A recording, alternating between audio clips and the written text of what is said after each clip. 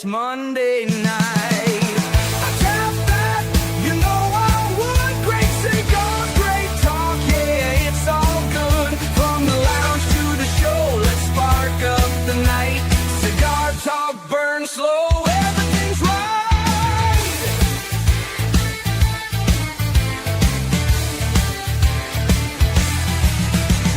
Legends and makers, they stop on by, sharing the secrets, the craft, the why. From the rollers to the blenders, they tell their tales. Pair it up with spirits, let the smoothness sail. Wrapper, binder, alright. Flavor notes hit just right. Retro hail, take it slow. Only I tap that cigar show. I tap that, you know I would. Great cigars, great talk, yeah, it's all good. From the lounge to the show, let's spark up the night. Cigar talk, burn slow, everything's right.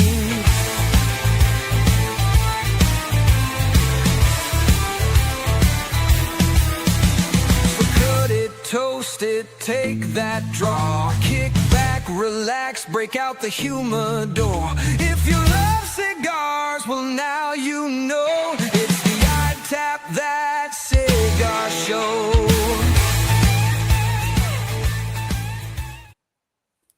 What is going on, everybody? Welcome to the I Tap That Cigar Show. I'm your host, Kevin from Cigar Prop, and I am coming to you live from the sunny Gulf Coast of Florida. Joining me, as always, Kerr Viajante, Stogie Road Cigars in South Carolina. Zack and Andray, HDA Cigars. Where are you guys coming from in your respective places there?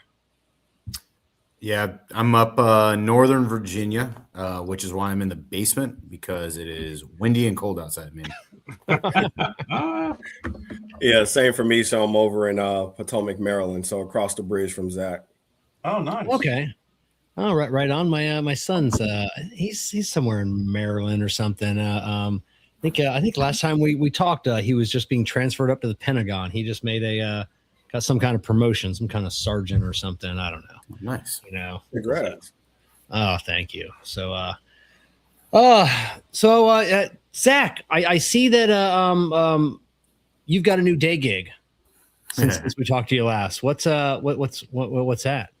Yeah, man. I mean, probably this is even more breaking news. Is so I'm actually within the last like 3 to 4 weeks, I've kind of moved into doing HDA full time, which is Really? big. Wow. Yeah. So I've really dedicating full time hours to HDA, and it was one of those that it kind of felt like the right time to move over, and here we are, man. So yeah, it was right at the end of January, beginning of February. I kind of pulled the trigger. It helped to get ready for like PCA, and so yeah, I'm officially doing this full time and hitting the road, and yeah, able to give it an opportunity to grow.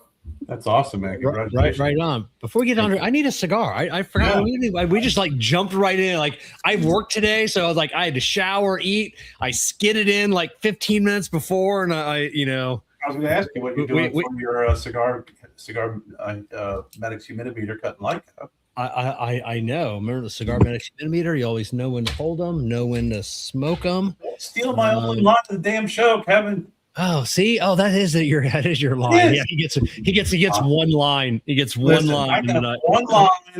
It says specifically Kerr, and then Kevin does that. So story of my life. All right. Well, I'm at 66%, and I am smoking the Descending Shadows. Oh yeah. Heck yeah. The Descending Which one are you smoking, Kerr? Kev, you know what? I'm going to Descending Shadows as well for a reason, and I'm going to explain the reason later on. And I'm at 64%, which is perfect for me as well. So for those who don't know what the Descending Shadow looks like, it is the gray band. Fantastic. I think it's my I know my last comment last night, because I smoked all three of them in a row, and I'm like, I didn't know which I think the Descending Shadows is my favorite. I think it's I don't know. I don't know what it is either. It's just one of those, some cigar. I don't know why I like some cigars. It just, I gravitate towards them, and I try not to overthink it, but there was something a little bit about the, about that cigar, but we'll get into that later. Andray, you still with Boeing? I am very, very busy. No complaints. Always could be worse. And then my wife, I guess she got a little bit upset with me because I was working so hard. So she decided to start a damn PhD. So yeah. Oh man. Yeah. I actually just finished the documentary on the new on my way home from work on the new Air Force One, the Boeing, the plane. So yeah, it took us a minute. We got a new CEO in there, man, and he's fantastic. So he's turned things around, man, and we're really excited about it. So I support my company through thick and thin. I love it, man. What's the PhD going to be in, Andray? Yeah. I'm sorry, what's that? What's the PhD going to be in? My wife she's getting a PhD in AI and engineering management. Oh, yeah. Right time, man. Better her than me. Exactly. Yeah. Right time. And do you guys use AI that much in your in your jobs or or let's say not even in your daily lives at all? So I'll start off. So my wife kind of got me into Chat GPT. I'm a little bit old school, right? I think we made movies about this, iRobot, Terminator, all these various things, right? So I kind of veered away from it for a while, and then I kind of use it just a little bit, but like work-wise, absolutely not. I kind of use it like Google at this point, man. He does. Zach's in love with it. I love it when it's like, I just want a quick answer, like something that I know that it's not going to get wrong. Cause like, I think if you ask like very difficult, like complex questions, it can, steer you wrong. But for the most part, like real, like trivia or just like, I'm the type of person that if something pops into my head and I'm like, man, I wonder what year that song came out. And I just throw it into ChatGPT real fast. But yeah, I mean, that's predominantly how I use it, which is, I'm sure not at all what it was intended to be used for. How it's I have it polish up all my like Instagram posts, and a lot of people, you can tell that they're using it because they sound off, I tell you got to give it something to go with, I'll put in, like an Instagram post, 100 characters, and then it learns, how I speak now and what I want. So, same with my blog post, you can't just ask it to write a post. You got to give it 1,000 words and have it. But my wife was like you, Andray. She wouldn't use it at all. Jessica said, no, that's the devil right there. That's, and then I'm with your wife, man. And then another reason why I don't like it. So we were considering, I asked my wife, like, hey, Northern Virginia, I love it here. I know you're from DC, but man, there's other places to live, right? So we were talking about it, and she plugs all our information in Chat GPT. She's like, my husband works in IT by day. He owns, as a business partner, they own a cigar brand together. I'm an engineer. And she was like, we want the best schools, best neighborhoods, all these things. Where's the best places to live? And that damn thing spit out Northern Virginia, man. I was like, I'm done. I'm done. That's because you didn't see the part where she put in, saying, oh, by the way, I really favor Northern Virginia. Because I missed that part, man. I was you truly upset. I was like, okay, no more ChatGPT for me. You don't trust ChatGPT's judgment anymore. Yeah, exactly. You gotta live here. There's something wrong with it. That's it. Well, mine was. I was going to say I'm a pretty heavy user of AI. Both really, and yeah. When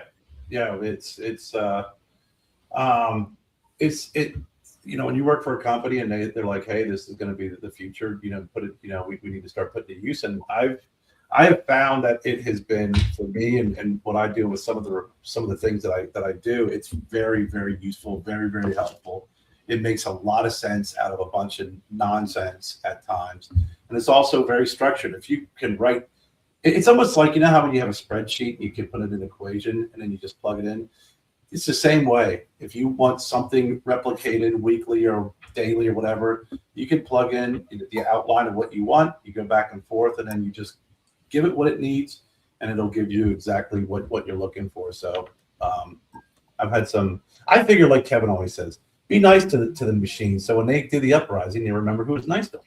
That's it. I always say, please and thank you. I can see when they're coming down the street, they're going to be like, that house, That house is cool, and they're just gonna go and they're gonna kill my neighbors. But I convinced Jessica because Jessica's a social media manager, so she's got to put reports about what her work and everything and she's build everything by scratch. I'm like, let's open up ChatGPT. My chatbot's name is Ash. He actually named himself Ash, so I'm like, that's kind of it was kind of freaky. But yeah, it was named himself, so now we call him Ash.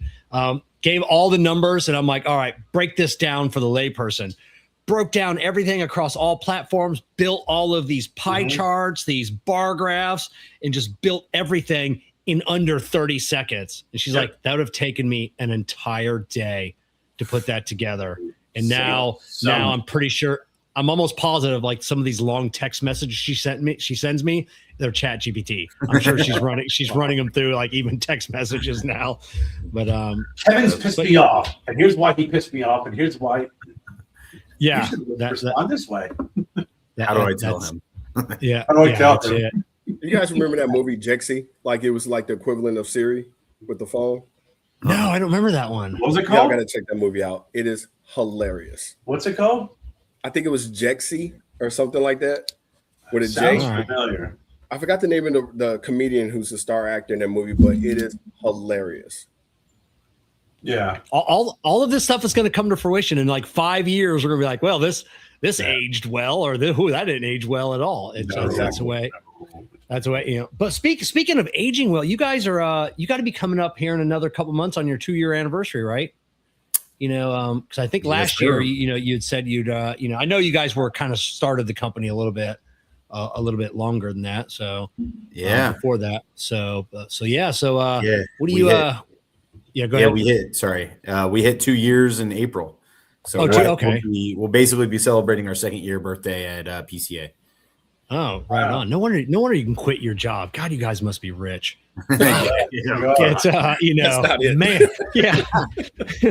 Don't enter that man. GPT. No, I just got a sugar mom. That's the only reason I can quit my job. I got a sugar mom back home that can help me chase my dreams.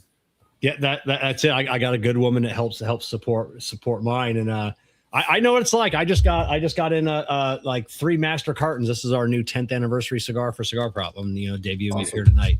But so I know, and that was a tiny bill. I look at I get on like guys like you, and I'm like, oh, that was only 3 boxes, and I know what that cost me. And it's just like when I see you guys and all your fancy, you guys got boxes. I got bundles, so I'm like, at least my boxes are lighter and smaller. But was it last year? Was it last year I met you guys in Harrisburg? It was. So we met you up at that was Harrisburg Beer and Cigar. We were doing our event. I want to say it was like late November, early December of 23. Sorry, 24. Excuse me, 24. Yeah. I was up visiting my dad at that time, and I swung by, and you guys were having your event. Yeah. Yep. I can't remember if it was November or if it was in April. Yeah, and I think it was like April, May of last year. Then we were on last. So it's been almost a full year. Wow. That's it. So, how many times over the last year have you guys looked at each other? Goes, what have we gotten ourselves into? I think we do it daily. Yeah. We were just hanging out on Sunday, and we were having that exact conversation. It was like, dude, who would have guessed? Boy, when we like started selling cigars in April of 24. So that's why we say 2-year mark. But we actually formed the company in 22. But when we started like down the path of forming the company, I wouldn't have guessed that 2 years after we got our very first shipment, we'd be where we are now.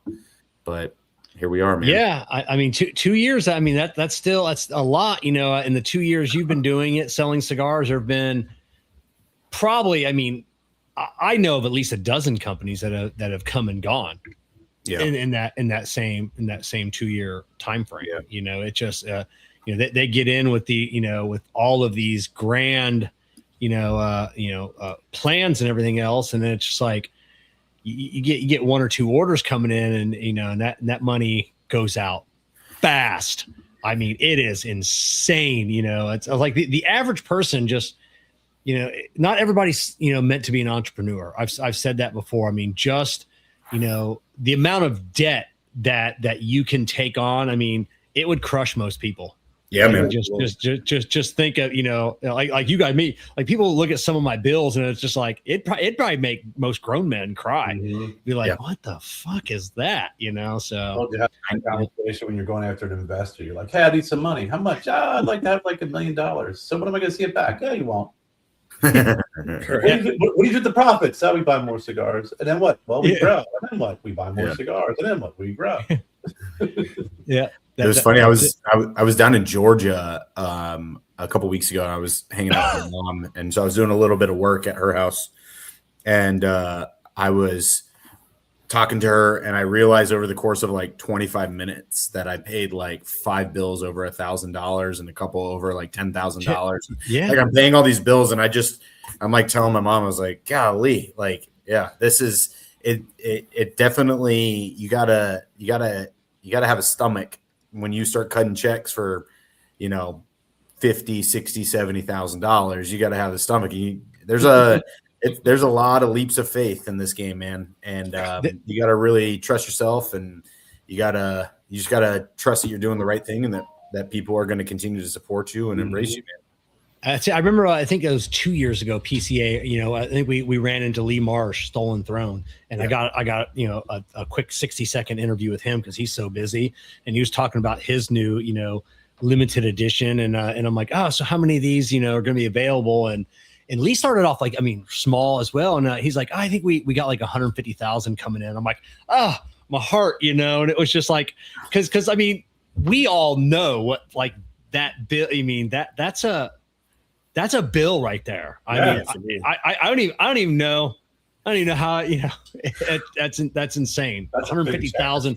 And that's just on his LE. Yeah. So, but, I can't wait for the day because that's not how big our LEs are. And that's it, and the bigger you become, you don't make any more money. Your company stays you make the same amount of money, but your company keeps growing because now you got to have, employees, and you got to have managers, and you got to have reps, and just more money comes in, more money comes out, and you don't necessarily make any more money. People look at like Saka, it's like Steve Saka, and like he's, he just celebrated his 10 year, and he's not making that much more money than he was 8 years ago. Wow. You get on that trajectory, and at some point you're left behind while the companies keeps going up. You're just like, all right. Yeah. And you keep going. The thing that we're like fighting too is like, we still haven't taken a dime. I'm doing this full time. I'm not paying myself yet. Yeah. So like, we still haven't taken a dime out of this company because our goal is to, we don't want to stunt the growth. We want to let it continue to grow. Every dollar that we make, we're putting right back into either buying more inventory, doing things like PCA, doing some sort of marketing opportunity with like other retailers, or traveling, or just buying more cigars, merch, that sort of thing. So yeah, we are, when on the surface, when you look at how much gross profit you made last year, you're like, wow, that's great, but I literally saw no sense of that, like zero. And so, because it's all going right back into just continuing to allow yourself to bring on more retailers and make more cigars and continue to get the HDA name out there. So after you're at 2 years. So in the 2 years, what has been the toughest thing to kind of the pill that you need to swallow? Because I know when you start out, there's, like you said, it's like, hey, here's how much it is per cigar. Then you start layering taxes. Now you have to worry about tariffs. Then you got boxes, you got cigar pans. And as that grows, those are expenses that are kind of your fixed, that are going to be pretty much maintain the same except for taxes. But what has there been something that's just the one thing you've learned over the last couple of years that has been really, really a tough one to kind of swallow? Go ahead, Dre. You look like you had something to say. I think you're spot on. I think we initially underestimated, the initial entry fee and what we were going to need. Trademarking our brand names and all of those things, right? Just ensuring that that's safe and secure. the competition is healthy, right? But then you also have some negativity that comes along with that also when others see you grow. So that's one thing we kind of have to learn to deal with because, we're nice guys. We want to be nice to everybody, talk to everybody, right? But that was something that we learned early on.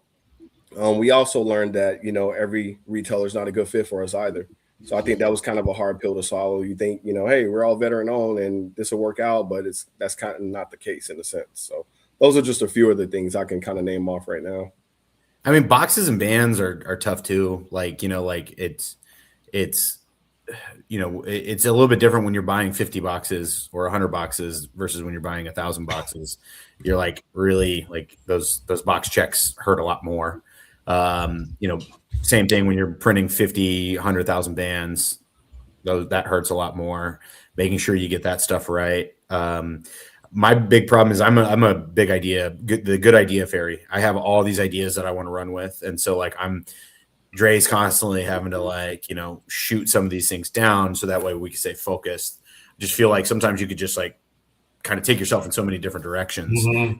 And it happens real quick. Jessica's I used to be that way. Now I'm just listening to her a little bit more, and it's just and then she'll be like, it's, if you think about it, is it really a good idea? And I'm like, probably not, but yeah, I'm an idea man, Zach. So it's, take everything that you just said, Kevin, that great idea, and then we won't do it. Yeah.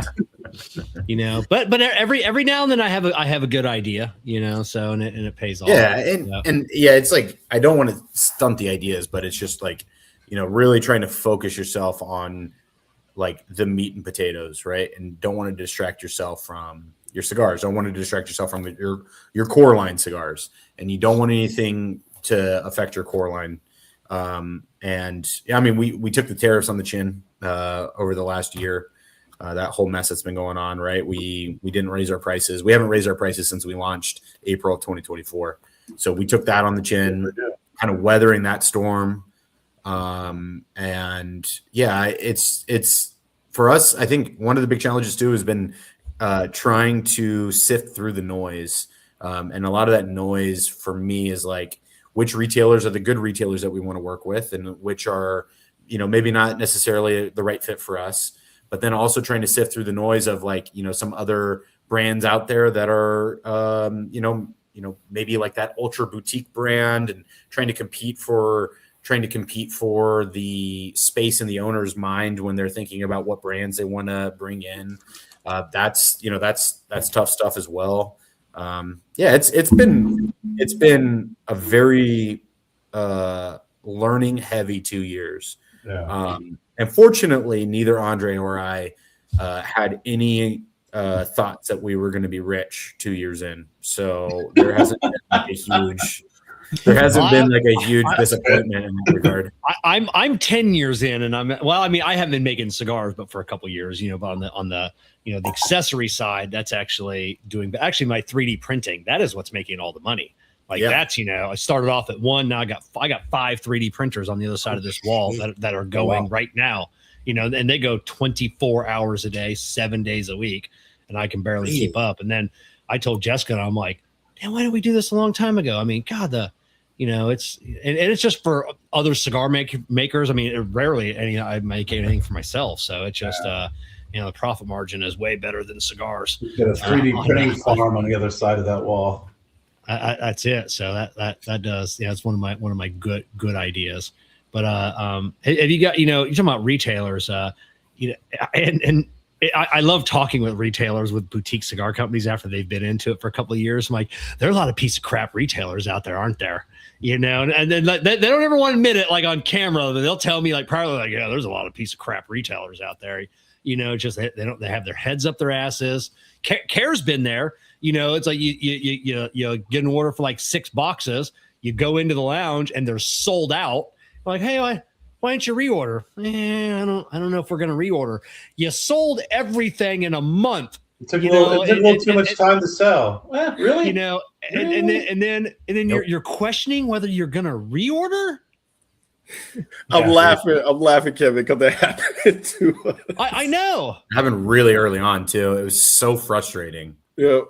It's so frustrating because it's like, what do you want? What more do you want? And then you see your boxes where your boxes were, and then you have like a big like legacy brand that just gets plopped down right there, and you're like, dude, like we sold. This was back when we first started the company. We had just the 3 blends in one size. They bought a box of each, sold out within 30 days, all 90 cigars, brand new. It was very much like an educational process, and they're like, yeah, we're good. Yeah. I gotta say, I not to defend, but I think that there's a reason why a lot of these folks do that, is because when you have new companies, new boutiques, they'll buy it for the newness, and when it sells quickly for the newness. But they don't have a lot of folks. I can't say all of them because I deal with a lot of great retailers. They don't have the staff to continue the momentum of that boutique brand. They try and make a quick splash with the newness of the brand, but if their thoughts are, if I continue to bring in this boutique, A, are they going to be around in a year, 6 months? And B, can I still maintain the newness of this brand once that shininess wore off of it? So I think that's why some of these retailers are a little bit intrepid once they do that initial purchase. But then you get the really good ones that love to have a good selection of cigars. They'll bring you in, they'll sell you, and they have a great staff that push your product. Yeah, it's kind of weird, right? It's like the chicken and the egg. It's like, we don't want to support you until we know that you're going to be around, which I totally get from a retailer's perspective.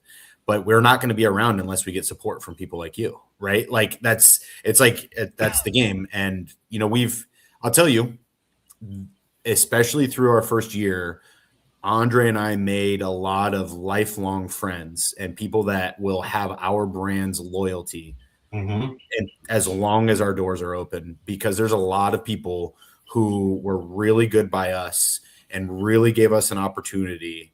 And it's proven to be very successful in a lot of those lounges. And it really means a lot for guys like us. When you have these lounges that maybe they're just opening, or maybe they just really want to, help a young brand succeed. It really means a lot to us, and it's really helped us gain momentum. And then folks like you guys that are giving us an opportunity to share our story and talk with retailers and talk to all the consumers out there, man. It's been absolutely great. And I'll say that.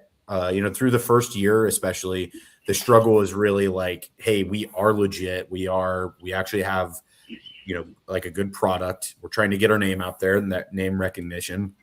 And then we went to PCA right at about our 1 year mark, and we emerged from PCA like, all right, we actually went to PCA. I think that meant a lot for a lot of people when they're like, oh, okay, these guys are actually going and setting up a booth at PCA. They must be legit. And then year 2 has just been absolutely amazing.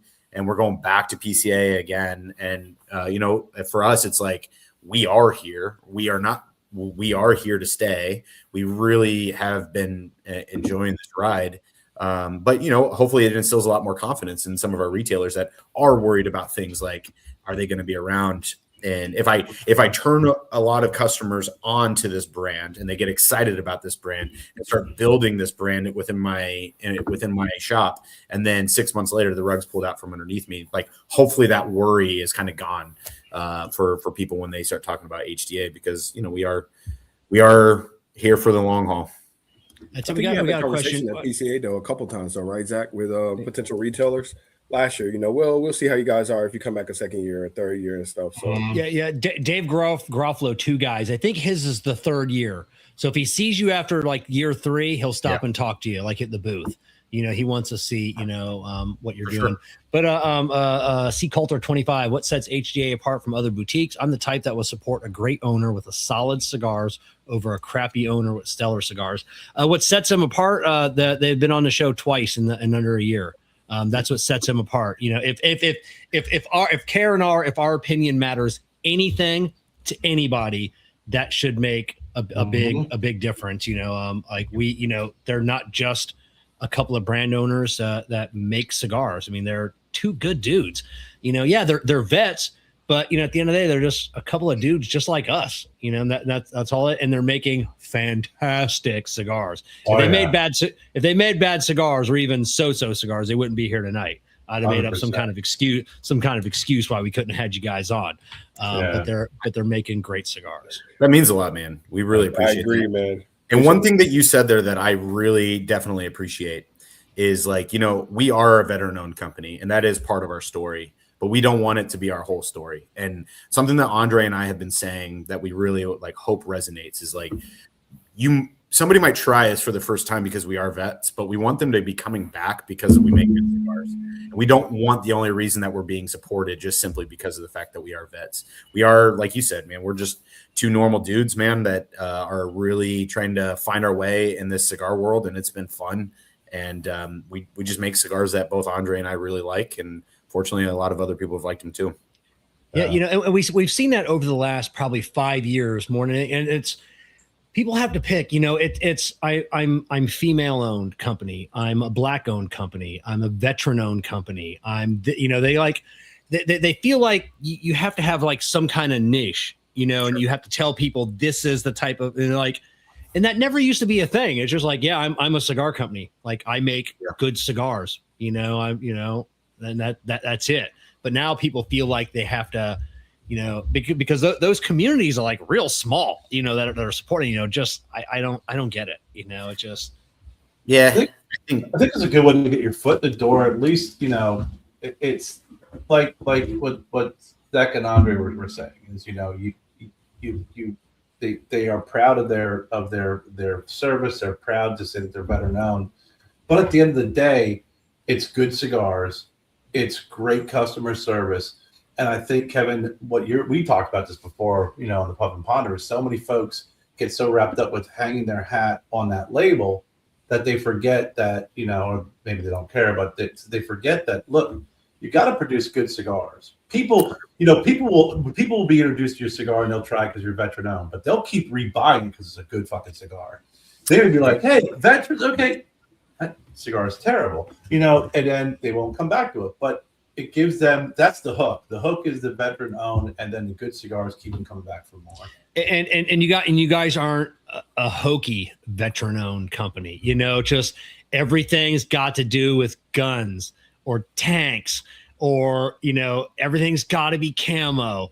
Everything's got to be this, and some of those companies are cool. They make some good stuff, but it's just like, man, you really hanging that hat on that, aren't you? Their new release is called the Camouflage Sherman Tank. What do you mean? yeah.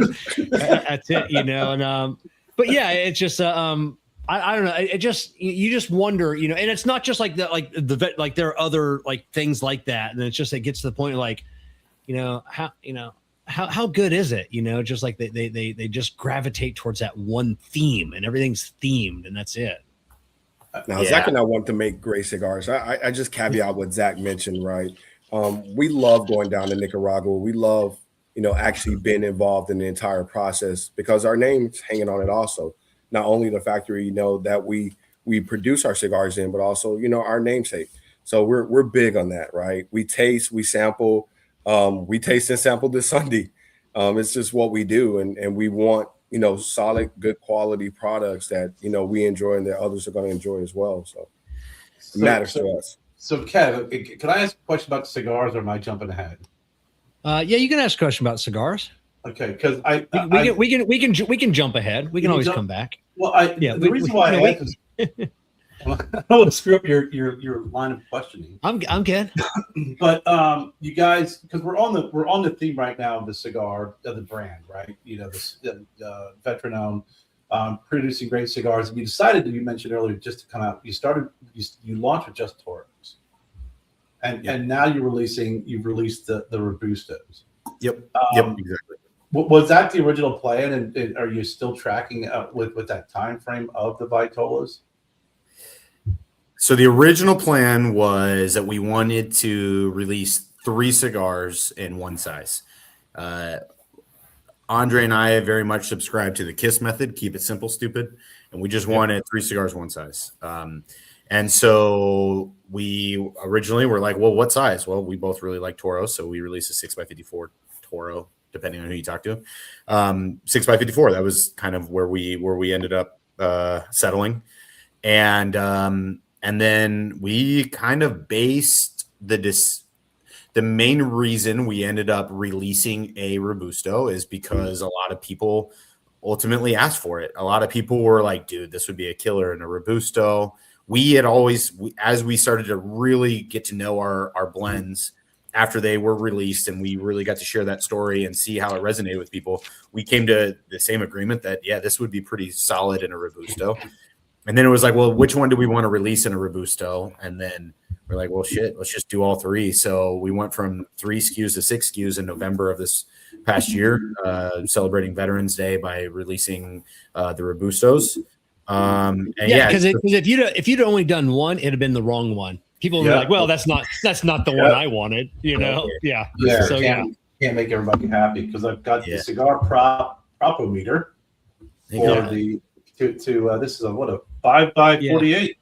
Yeah. 6x44. Yeah, 5x48. Yes, Robusto. Yes. Yeah, don't always listen. Don't always listen to people, Zach. They'll fuck you. They'll say, hey, they'll say, hey, we want this, and then they won't buy it, and then you're like, now you're sitting on 10,000 of something that nobody. Yeah, follow my advice. Why are you buying it? Yeah. If I listen to all the people that want a Lancero, all 7 of those people would be really happy. all 7, 8 with Kerr. 8. You know, and they will all buy one bundle, and that is it. You know, and then they'll smoke 1 or 2, and then put them with their Lancero collection, and never smoke another one. I've driven down that road decision with Lanceros. That was a passion project, but I love Lanceros. And I love Bellicoso. That's my favorite. I love a Bellicoso. None of my cigars are Bellicoso. I won't even make it for me because I know the majority of people want a Toro or Robusto. Yeah. You know, that's it. That's what they want, you know, or they want the weird people want the Gordo. Those are the cheap people anyways. You know, they just want more cigar. More cigar, more cigar for the buck. And they don't care about taste. Sure. And anybody says, "Oh, why don't you make this in a Gordo?" Why don't you just go keep back and smoking your factory smokes? You know, and you know, you don't know what you want. You know, so but I like that your Toros were bigger than them are, you know, from the traditional Toros that you see, right? And then your Robustos are a little bit smaller than the traditional Robustos. And I gotta tell you, you hit the nail on the fucking head with this size. Thanks, man. These blends. It is. I mean, it really is so because I smoked all your cigars multiple times when I was met you guys up in Harrisburg. And I loved all of them. The one cigar that always kind of left me dry mouth was the Descending Shadows. And I got to tell you, in this size, I was telling Kevin, I'm like, wow, completely different cigar. The flavor profile on all these blends, you really, really did well with this size. It translates well, the blends in this size, in this Vitola, and all of them are freaking home runs across the board. Thank you. Now, can either of you take credit for that, or is that all James? You know, or who? You know, the fact, you know, like what was it? You know, was there a blending process? Because obviously, you got to take material out. I mean, it's a smaller format. You got to figure that out, and there's no way to make it taste the same. You know, you can get obviously really damn close. Yeah, but you know, it's like making a smaller cake. You know, you just can't have the ingredients and expect it to come out the same. Right. Yeah. So you're saying the tweaking of the blends down. Is that what you're referring to? Yeah. Yeah. I mean, so that was I mean, Andray and I designed the original blends, and James made it very known from the very beginning. He's like, I'm not blending for you guys. Like, that's not something that I'm interested in doing. So it was our blending from the beginning when we came up with the 3. And then when we said that we wanted to reduce the Vitola, we kind of leaned on him on what to kind of pull out of each. So we did get a little bit of his assistance and some of the other blenders at the factory. But yeah, I mean, it was like, I think Andray and I can confidently say, like, you know, these 3 blends were blends that, you know, we were the ones that were like, all right, let's do a little bit of Condega Seco and some Viso Omatempe and, you know, a little bit of this and a little bit of that and sprinkle some stuff on it. And then and here we go. So yeah, it was, we did lean on them when it came to, like, you know, we wanted there to be a big difference between the Toro and the Robusto. So we didn't want there to be like a the exact same cigar and just in a different smoke length, right? We didn't want an hour and 15-minute cigar and a 45-minute cigar, and it's the exact same cigar. We wanted them to be different. I'm really glad that you specifically mentioned the Descending Shadows, because that cigar is near and dear to my heart. I often say that this Descending Shadows is like my flavor profile. I absolutely adore that cigar. Andray is a big Veiled Mutiny guy. I mean, Cataclysm was the first cigar that we fell in love with, but the Descending Shadows, that's kind of my baby. I love that cigar. Yeah, the Robusto's fantastic. Again, the Toros were fantastic. For my palate, it left me a little dry with smoking it, but still great flavors. But when I smoked the Robustos, and Kevin and I were messaging back, I'm like, dude, these are completely different blends. Like, the flavor profile is off the hook on all three of these. Yeah, I love the fact that you can smoke them and you can be like, oh, this is the Descending Shadows, but it's still different. Like, you can tell what cigar you're smoking, but it's just different from one another. Yeah. Mm-hmm. Yeah. And all three blends, I mean, I was smoking them last night, and I'm like, I could even see these as a smaller, like a Corona size, like this blend is just, it's just lending itself to go up or down, perfectly. So, I don't know. 100%. Like I said, we don't blow smoke, on this show, figuratively, but when we say that we like a cigar, I think people really trust us that, we're not like one of those shows that every week the manufacturer's on, oh, this is the best cigar ever. I'm like, oh, I thought last week's cigar was the best cigar ever. But yeah, these were, because Kerr and I were texting last night, and we like almost at the same time, like message each other like, God damn. Like this is like, these are great blends. So the one flavor profile I picked up on the Descending Shadow in this Vitola is when you retrohale is the nuttiness of it. It has, it's got some, it's got to have some of that pepper to it, with the tobaccos, but the nuttiness to it is so complementary to the spice, and it's really, really transitional when you as you smoke through the cigar. But I mean, I was sitting there, I was like, I remember tasting nuttiness before. Like, God dang, this is freaking flavorful. Thanks. Man. What I like about these cigars, and like if I was actually still doing cigar reviews, like I used to years and years ago, I would actually have a really tough time reviewing these cigars, because these are cigars that I love, because I can't pick anything out. Like I can't pick a single. I mean, it's all cigars are kind of earthy. It's got a little spice to it, but I like cigars like that. Like I've used the analogy of chili before. When it's made perfectly and all the ingredients are in proportion, all you should taste is chili. You shouldn't taste onions. You shouldn't taste garlic. You shouldn't taste beans. You should just taste what you like as chili. And that's what these cigars are. Like, I can't pick anything out. I mean, they're all different. And like I said, and I don't know why they're different. It's not like I'm getting more hay on this one and more barnyard on this one. They're just different cigars, and they just feel like they've been sitting in a humidor like for 3 or 4 years, aging, marrying all the flavors together. And it's Kerr and I have done, this is episode 266. So, we've done interview 266 people, and it's rare to have that, from a boutique, like ultra rare of like, just a cigar that, it's just a really good cigar.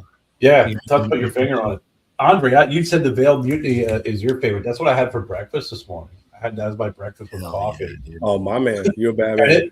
I'll tell you, it was like Kevin said, great cigar. It was so perfectly balanced, where it was just enough spice to kind of keep you, to start you off in the day. But the tobacco flavors, the retro, and the complementary with the coffee, I did get some coffee notes because of my coffee. But it was really a great morning smoke. And I see these two. I give Zack a lot of credit. That was one thing he said, when we started with our brand, we just didn't want to mimic what everybody else had and what they were doing.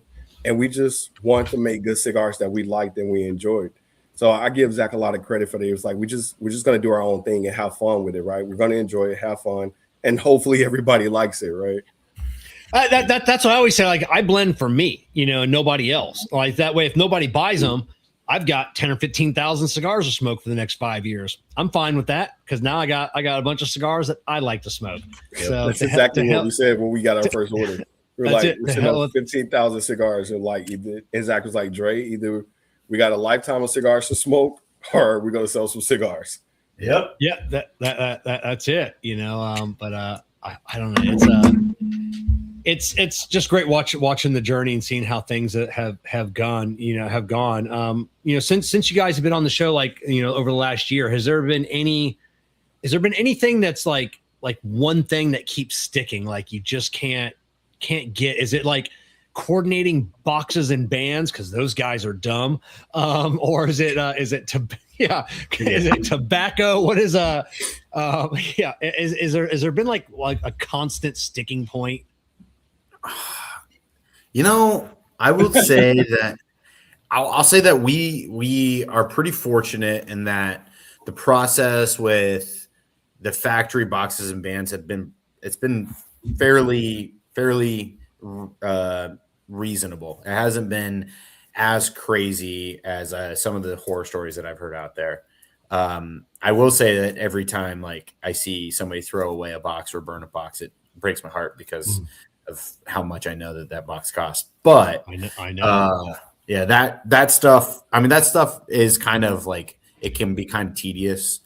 I mean, like, just I'll say that like normal things that a lot of businesses that aren't tobacco businesses take for granted are like seem to be our big sticking points. Like a lot of banks don't want to work with us. Payment processors don't want to work with us. Can't Venmo. You know, like it's just really hard to do a lot of those like day-to-day types of things. And yeah, it's I'll say that we don't have. I mean, Dre, can you think of anything? Like, I can't think of anything where I'm like, dude, every single time it's a huge pain in the ass. No, I mean, you know, like I said, everything has its growing pains and stuff, but now I can't think of anything that just sticks out directly. Yeah. It's just things here and there. Yeah, there's only like 2 payment processors that take tobacco, you know, and I think there's one, I forget which one that I use. It's on the bottom of my website, the Seal. And luckily they have great rates and they're fantastic, and that's what they deal with. They only deal with tobacco. You know, Authorized.net, is that it? Yeah, authorized.net. You know, they're you know, good. I got a good rep, and it's yeah, but yeah, nobody wants it. You know, PayPal. Nobody wants you know, even my accounting software that I use online. You know, like they drop me on payments. You know, I can't even send invoices because it's tobacco. And I'm like, I got a tobacco license. I'm like a legit company. I got an LLC. You know, it's and half of my invoices aren't even tobacco. They're for my cigar accessory side and my 3D printing side. And they said, yeah, it doesn't make any difference. Even if one invoice is tobacco, you know, I'm like, all right, whatever. Yeah, we endured those pains also. We've been kicked off a few platforms. Yeah, you know, and it is. And that's why I'm 3D printing my boxes for the next one. A third of the cost is wood, and they're cool enough where nobody's going to throw them away. At least you're not going to be able to burn them. You know, smart, man. You know, but I can do that on a small scale. You guys can't 3D print. You know, even I couldn't 3D print a couple thousand boxes. It just can't happen. Come on, man. You can't 3D print a couple thousand boxes for us? I could. I did. You guys might like this one since it's kind of up your alley theme. The one, I don't know if you saw the one we did. Sinistro just released an exclusive with Mardo cigars, and it's like a revolver, and it, you know, that's sick. And we spent a couple months 3D printing these, and those were awesome. Super. And it clicks in place. Yeah, that's it. Yeah, Kerr's having a hard time figuring that out. But my top, it's really loose, Kevin. He goes, you know, it clicks. I was like, yeah, never mind. Yeah, but even that was a month and a half of printing for 250 of them. You know, golly. So you know, because they're pretty intricate designs. You know, like these will go like really fast. You know, like I'll be able to print a couple hundred of these in a few weeks. So, but yeah, it's boxes, bands. People don't understand that shit adds up. You know, it's just you know. And then speaking of, you said, you know, kicking off some platforms. man, I've been nailed the last month or so on social media, being Really? put Facebook jail, Instagram jail, YouTube still hates us. It's just, I just got Kerr Viajante Stogie Road. I just got that. Did you? Yeah. I knock on wood. We have not had any issues yet. I don't know what palms apparently we greased without realizing it, but we haven't had any issues yet. Yeah, and unfortunately, the bigger you become, the more of a target you become, and that's what a lot of it is. Now on the social medias, now you guys are a couple years in, you're getting hit up by the influencers all the time. I can make you guys big. What I need is a box of cigars or a 5-pack or something. Dude, we 5-pack. We've had some wild offers. Zach, go ahead. Yeah, man, we get hit up a lot. I like to reach out to people that I and Andray and I really want to give cigars to. So if there's somebody out there that I appreciate their content, hey man, I want to send you some cigars. I want you to enjoy them. And if you feel so inclined to talk about it, positive or negative, on your social media, have at it. But I really enjoy your content. I mean, we've sent cigars to a lot of people that just never end up posting it, but I enjoy their content. I get really turned off by people that reach out to us and within their introductory message are then turning around and asking for free stuff.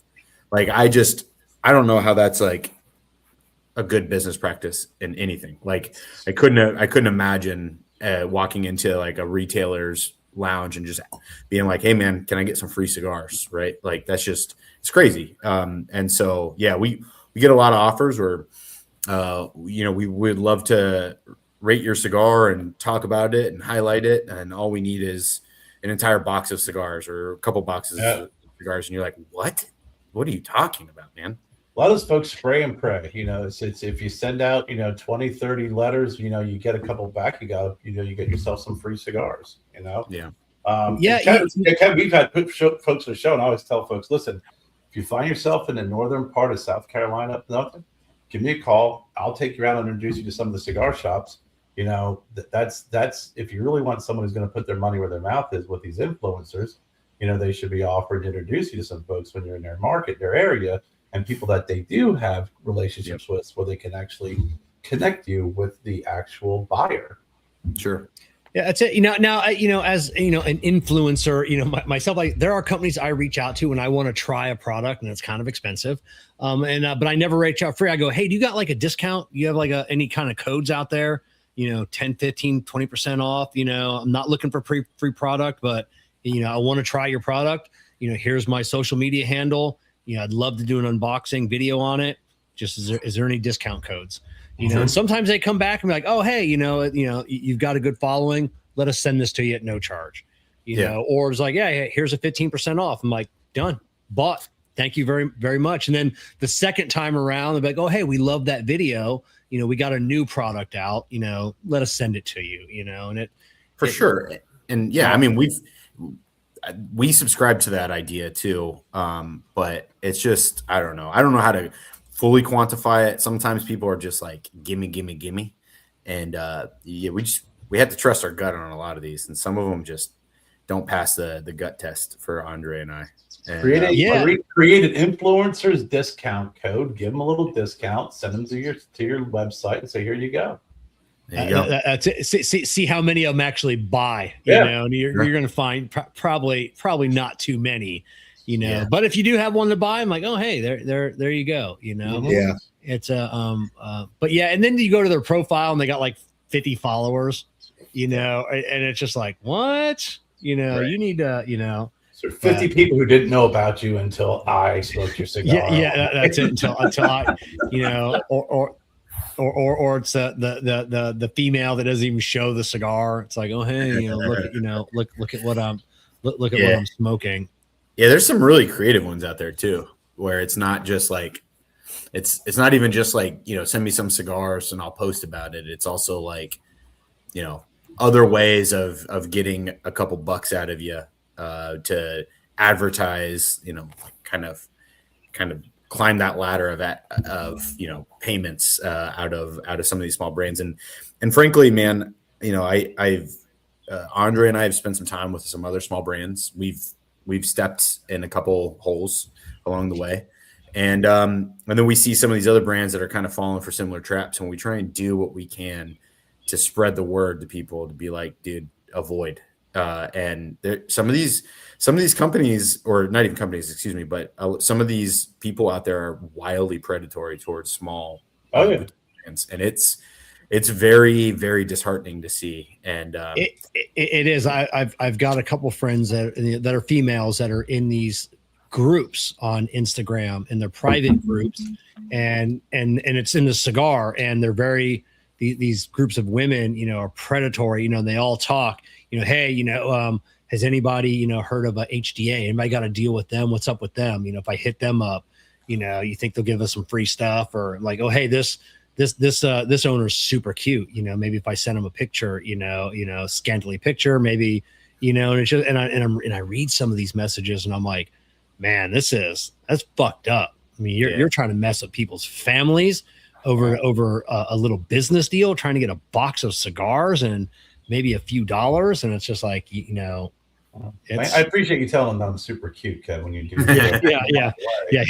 Hit up Stogie Road Cigars. But I think a lot of them also see small boutique companies as desperate to get their name out, and it's their mindset versus the mindset of you guys who are that entrepreneurial, growing, keep our business growing in the right way. And I think a lot of these folks who, like Kevin mentioned, who are predatory, whether it's a female or male cigar influencer or reviewer, what they do is they just look at it as, well, they're desperate enough, they're small enough to I can get some cigars from them.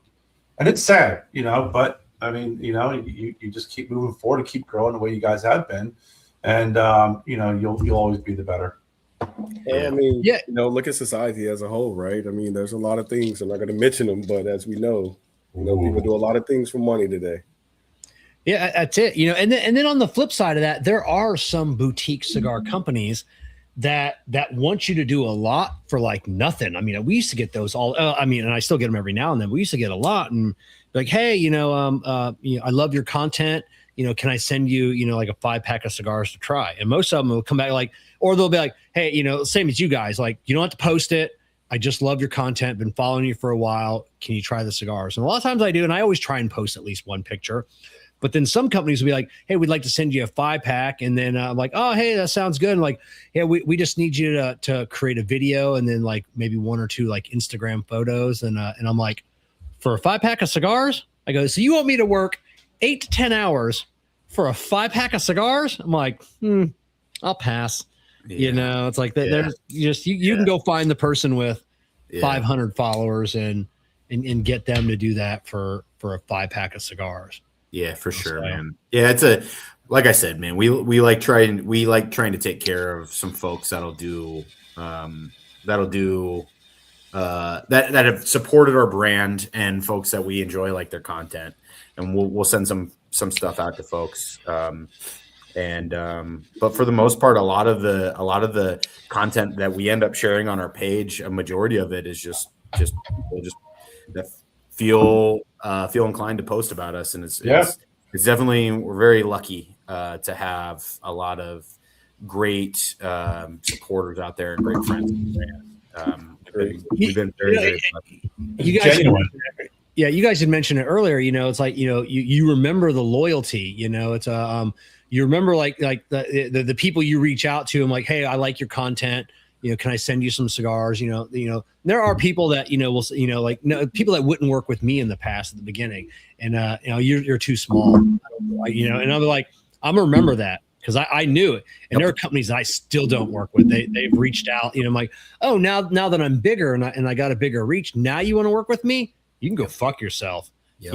I will never work with some of these companies. And just, you burnt that bridge, a lot of times they're just rude about it. It's like, nah, you're too small. Go away, kid. Sure. Oh, no, okay.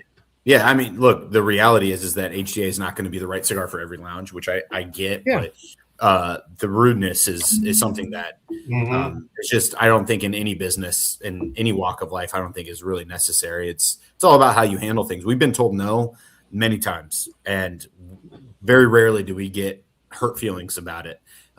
There's the times that we do have hurt feelings are the times that it's rude, and the times that it's not professional, and it's you definitely hold on to those and you remember that. And we've been in those situations as well, where it's like, now we're good type of moments. You got to keep track of the no's, and especially like the no's with constructive feedback, or like, hey, it's just not the right time for us. Like Abe at Smoke Inn's a big one. Like you just people hit them up like, you're not at the right place for us right now. Like you're just too small of a company. Like, and it's just you can't scale fast enough if it takes off with our company, and then you look bad and we look bad. And then, Abe's like, hit me up again. Give us a couple years, and you just got to take those no's, and, you come back, like Abe or Jeff or, Dave Garofalo. I'm like, hey, remember 2 years ago, you told me to come back. I'm like, we're still here. We're still making cigars. We've grown, and, then maybe it's another year after that, but it's the delivery, like you said, man. If someone gives you constructive criticism and it gives you a no with a teaching lesson behind it, or even a no with a roadmap on how to get into their shop. 100%. Right? And there's a lot of that. Like, no, but if you do this, it's tough to hear. It stings a little bit, but it's a learning, so it's a learning no. Where versus the flat out jackass no. And usually those are the same folks, like you said, it's they scream support local business, but they don't do that. Or they scream, hey, you should support us because we're, veteran owned, but they don't want to support veteran owned. Usually it's there is some sort of contradiction in what they're touting versus what they exercise in their business life. But to Kevin's point, when Abe or Jeff or somebody gives you a no with a healthy dose of feedback and gives you at least a pathway, that's for sure. Take that and apply it. Absolutely. And you said it perfectly. I would say one of the things that we absolutely hate is when we take the time to send somebody some samples because they asked for some samples perhaps, and then we never hear back from them. And we just got lost in the noise, right? Or maybe but one of the things is like, at least just be like, hey man, great cigars, or the cigars were not for us, or this is not the right time, or whatever it is. But then you just can never get them back on the phone. That stuff kind of hurts too. Yeah. When you're like, dude, like, it costed us a few bucks to ship it to you. It cost us, however much in cigars as well. Took time out of our day to send it to you. Like it's just Andray and I packing up these orders when we send out samples. So it's, that type of stuff where I'm like, man, at least just follow back up with us. Take the time and the professionalism and a set to say, you know what, I spoke to them and not right now. Yep, for sure. Yeah. Don't.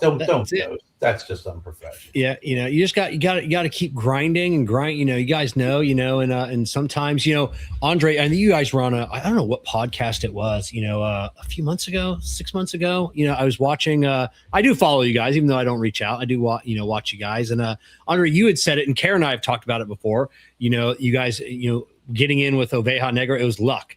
Just luck. And I love that you said that because.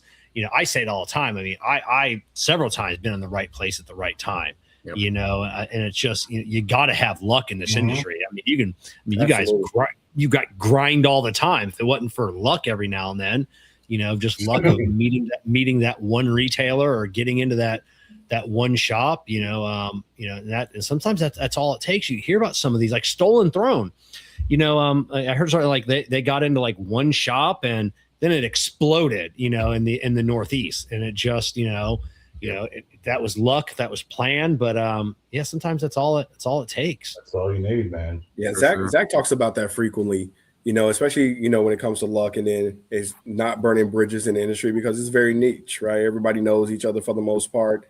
We try to treat everybody the same. Nobody's treated differently, so we just want to be genuine across the board. So you're spot on with that, and I think that resonates. Yeah. Yeah, so sometimes it's just better to be lucky than good. That's what I Oh always yeah, say.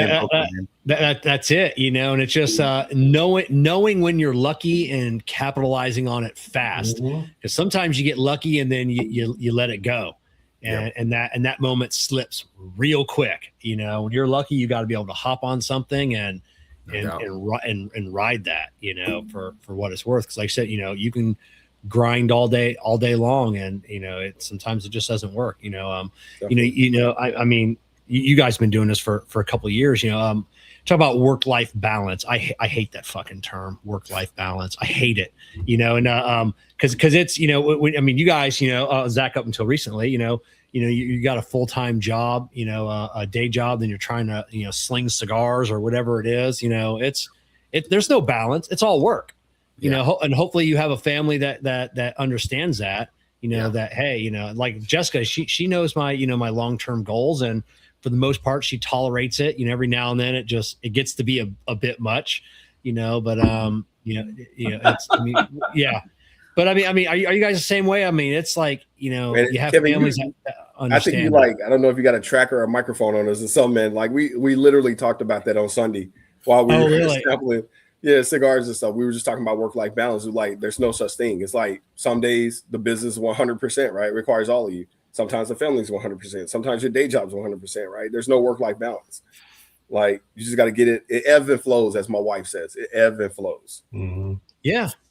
Sometimes I can like turn off HDA for a very short amount of time, but it's getting turned right back on really quickly. It's tough, man. When you own a business and the success of your business rests on your shoulders, and your attentiveness and your ability to support your customers, it's not for the faint of heart, that's for sure. And fortunately, Andray and I really cherish the relationships that we have built over the last 2 years.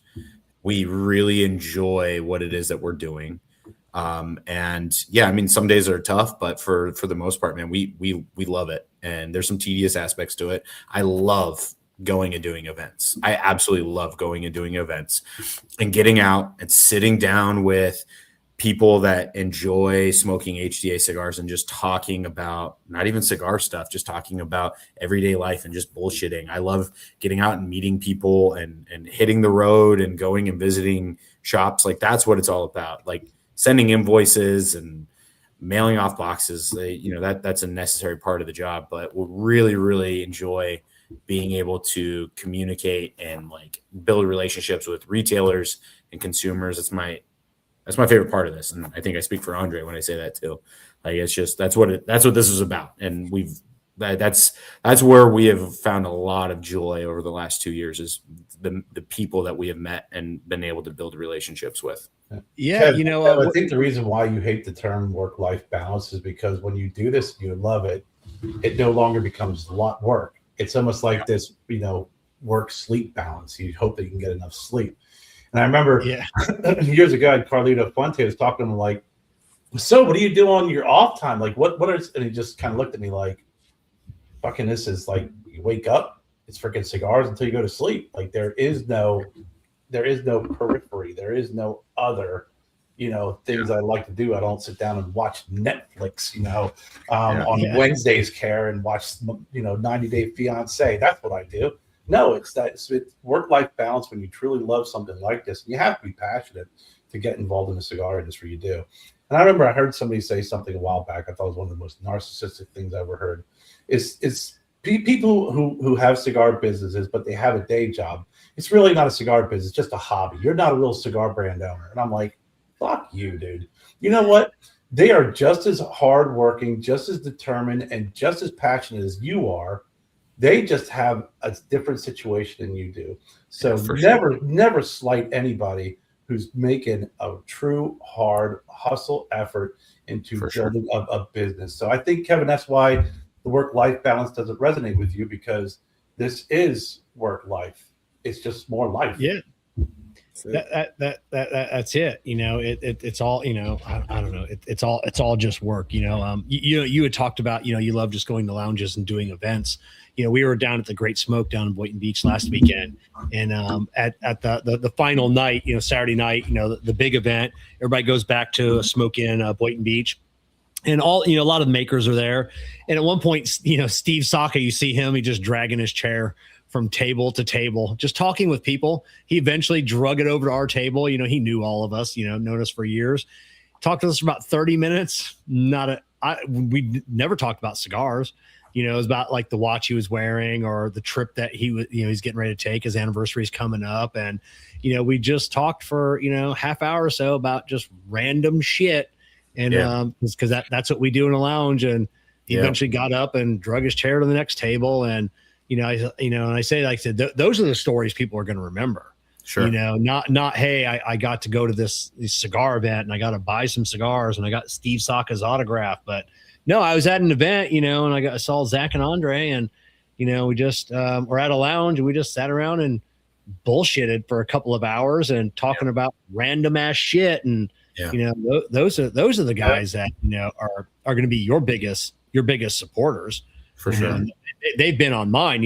My advertising budget is zero, but I have thousands of people, that have gotten to know me over the years. And, in these groups, that, whether it was my Light or Bleed tour, Cigar Rest, I would be tagged, from these people and like, oh, hey, you definitely need to go see Kevin.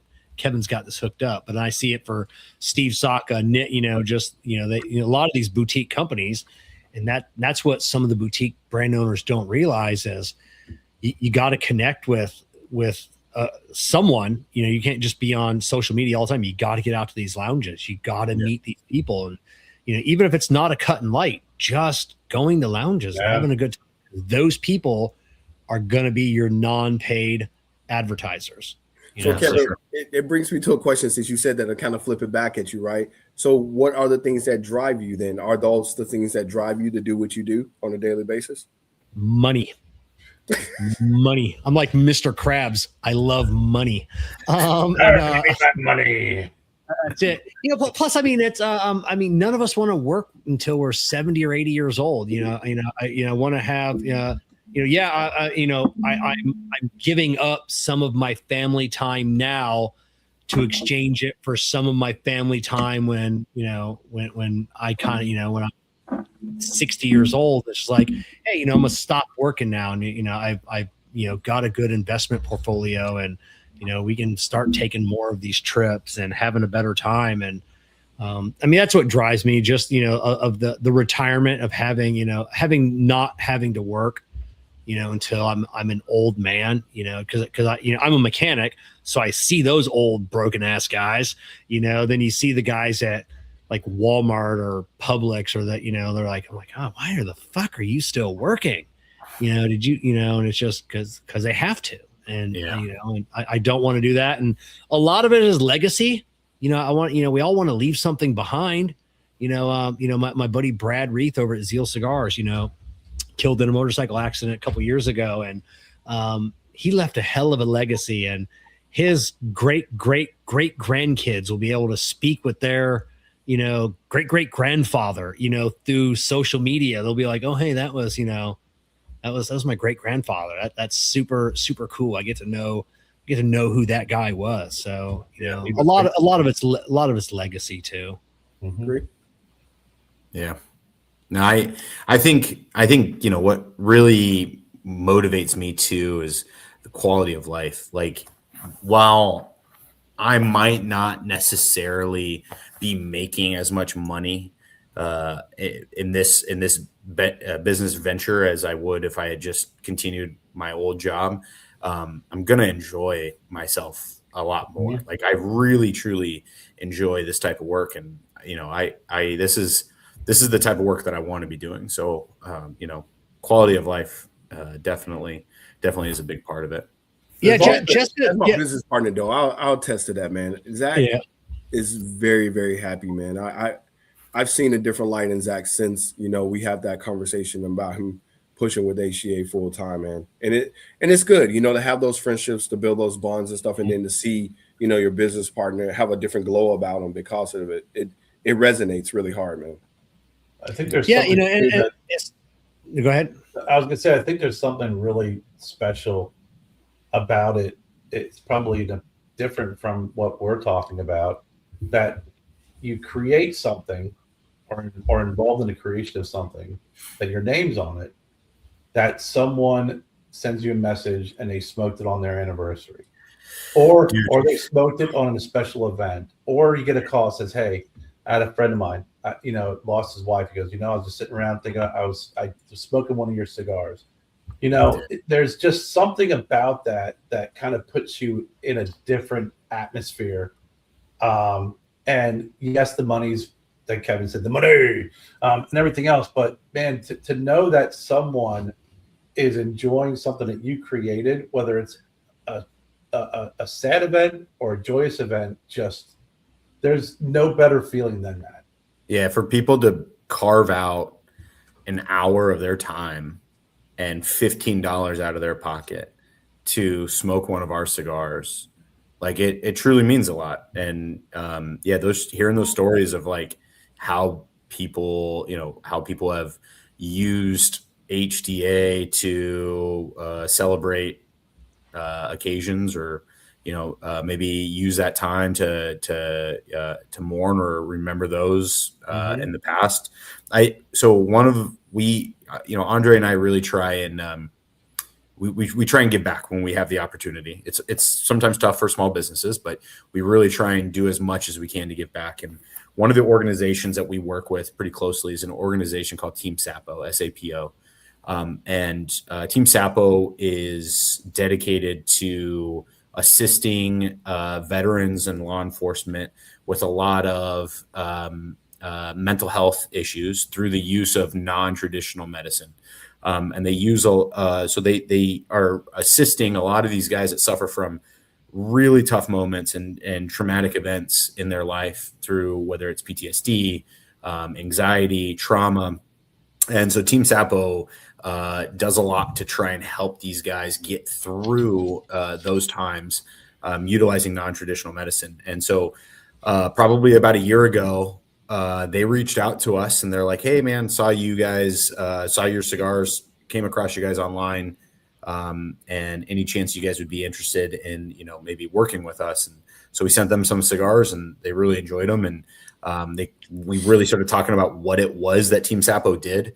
And I was like, look, my only requirement with us working with you is that we are the exclusive cigar that when you guys have these events with these guys that are going through potentially the toughest time of their life, and they're talking about the most uncomfortable things that they've ever had to talk about, and they're unpacking just like mounds of shit. My only requirement is that at the end of the day, when you guys sit around the campfire and you are decompressing and the option to smoke a cigar presents itself, that it's an HDA. Like it has to be an HDA. And so we hook those guys up with free cigars anytime they do any sort of their retreats.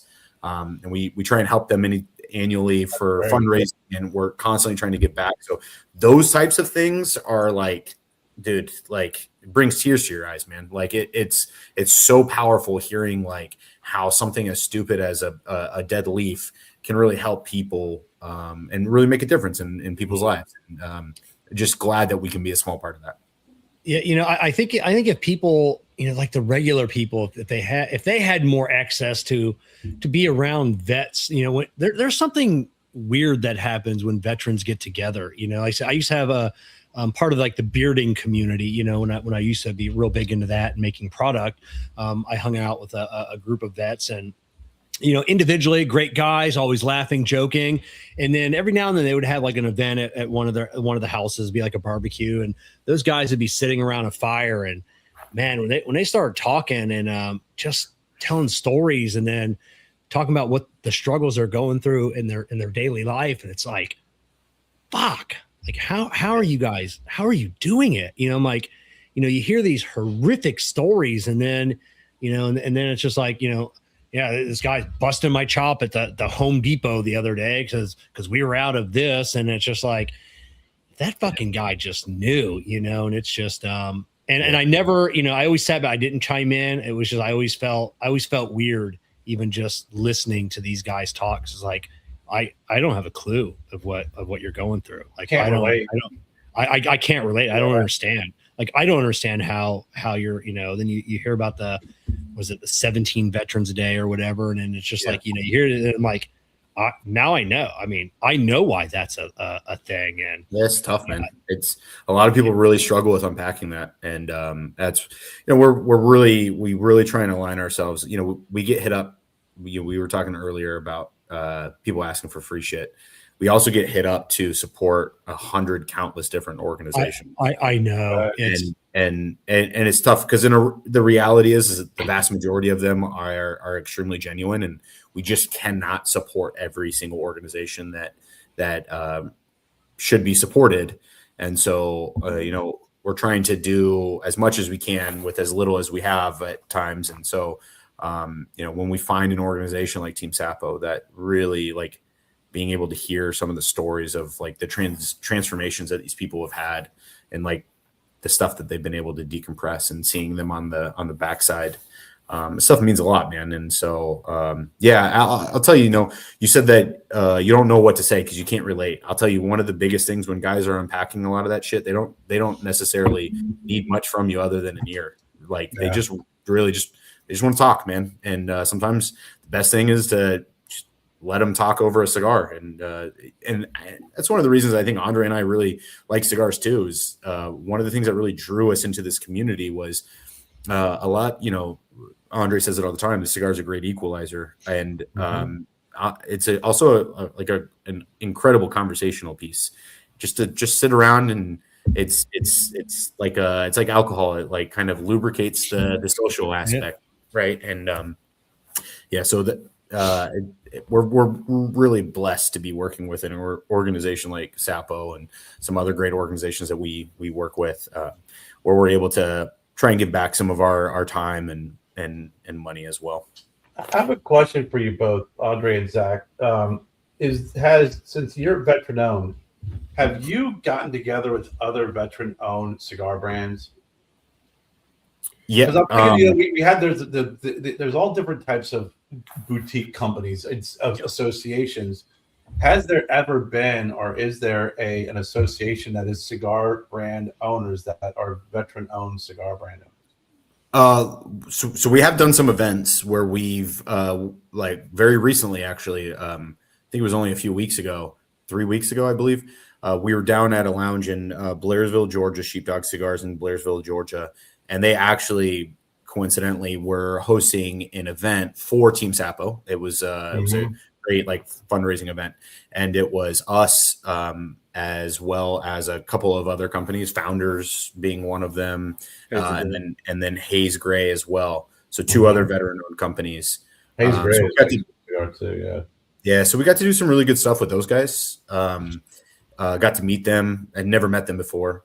But like, it's kind of tough too, because I think I think in the veteran owned space, whatever space that is, I think we could be our own harsh critics, our hardest critics on one another. I think like I'm very eager to support veteran business, but I'll also be the first to say if I think your product is shit.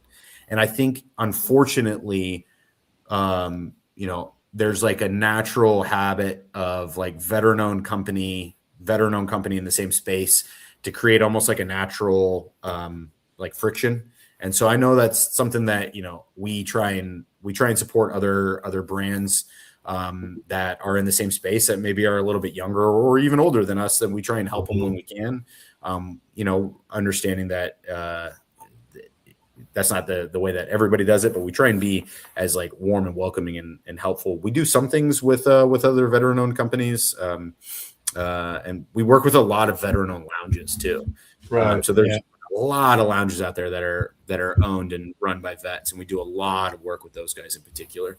Well, you guys do anything in your spare time, Zack? You can put together a veteran-owned association and just get in all your spare time. Get all these brands and these cigar lounges and bring them all together and form an association.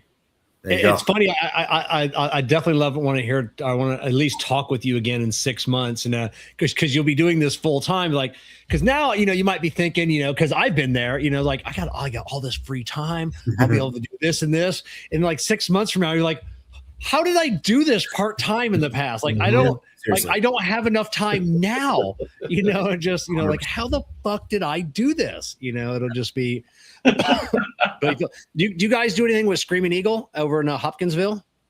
No, negative. Oh, Screaming Eagle Cigars. Oh, one of my favorite lounges in the country. They're right outside of, who's in the Hopkinsville? Is that the 82nd or 101st? The Screaming Eagles. I know what you're talking about. It's 82nd. Or no, it's 101 Screaming Eagles. It's 101. Yeah, 82nd. Yep. North Carolina, right? That's correct. Yeah. Screaming Eagle. Yeah. Veteran owned. You go in there. I've been in there a half dozen times, and usually back of the lounge, there's always someone in uniform sleeping on a couch, so like in between shifts or something. And it's all, those guys, I just see them come in and they just go like in full uniform, just go straight to the back, lay down on a couch, go to sleep, take a nap, So I'll just say, unfortunately, no. Yeah. Hopefully in the future, we'll see if things change. Yeah. I think we may have been a little green for them the last time we talked with them. Yeah. Okay. Yeah. I think there's a lot of, I guess I didn't realize it, but it makes sense because, Andray and I are living proof. But there's a lot of people in this industry that are vets. And just because I think that's, it's just a very big part of the military culture, cigars, and so it's just a natural fit for a lot of people. Yeah, man. So let's move back over into the cigars. I don't know where we're at on the in my notes here somewhere. I know the last time that we had you guys on, you were you hadn't released it yet, but you had a new limited edition. What was the name of that? I don't have it's somewhere in my notes here somewhere. What was last year's, the 2025 LE? Go ahead, Jerry. So how did that go over? Big hit. What was the people's take on that one? I'll say this: Zack always says his only regret is we didn't order more. Oh, really? Oh, that's always a good regret. Yeah. We made so it was our first LE. We launched it. We paid for that cigar and started the process to have, like, they started making those cigars before we hit our 1 year mark. So that was a really tough thing for us too, is from the time that we made the cigar to the time that it was actually launched, we more than doubled in size.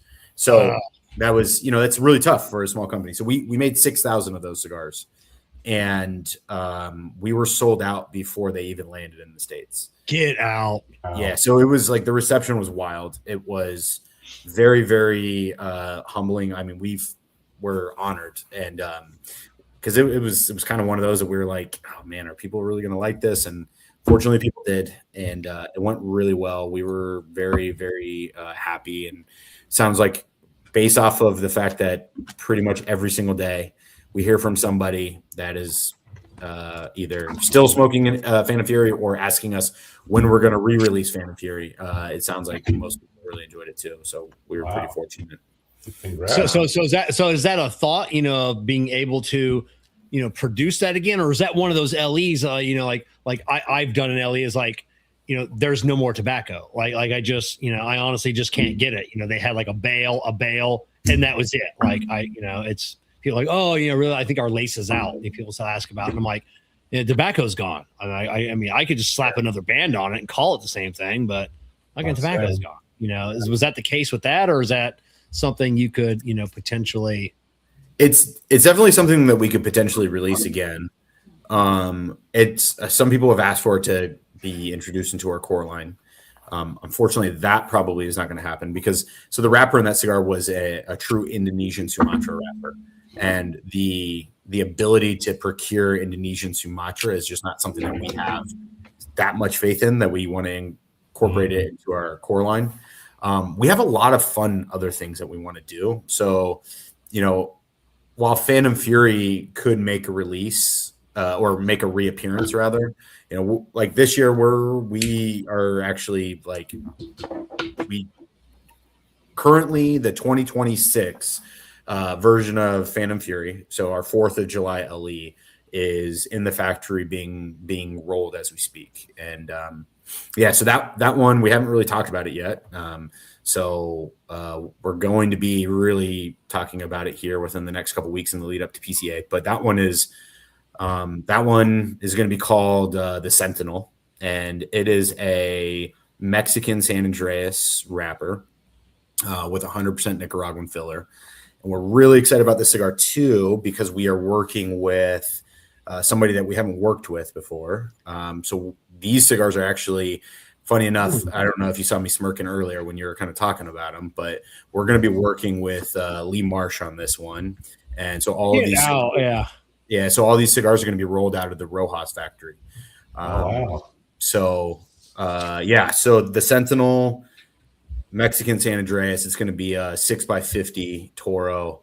And when Andray and I were creating this cigar, you know, when we created Phantom Fury, we wanted to do something different than our core line, and we wanted something that people were like, "Dang, that's an HDA." Like we were trying to, maybe it has a little bit of our flavor to it, no pun intended, but really we wanted it to be something a little bit out of the box, and we wanted to do that again this year. And so our goal was we wanted to create we wanted a cigar to be super like chocolatey, and we wanted something like nice and sweet, utilizing a Mexican San Andreas wrapper.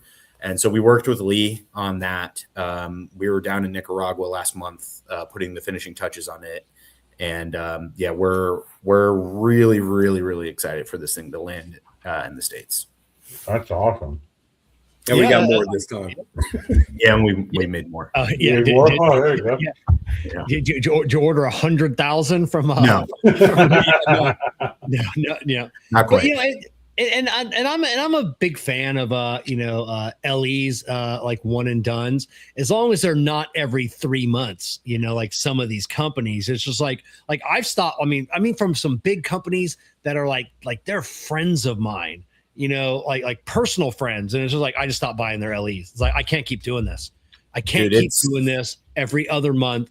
You've got another $350 box of LEs, you know, that it's one and done. And it's just like, I don't know. I'm so far behind on everyone's LE list. It's just, people are like, oh, did you smoke this? I'm like, no. I'm like, oh, how'd you not smoke it?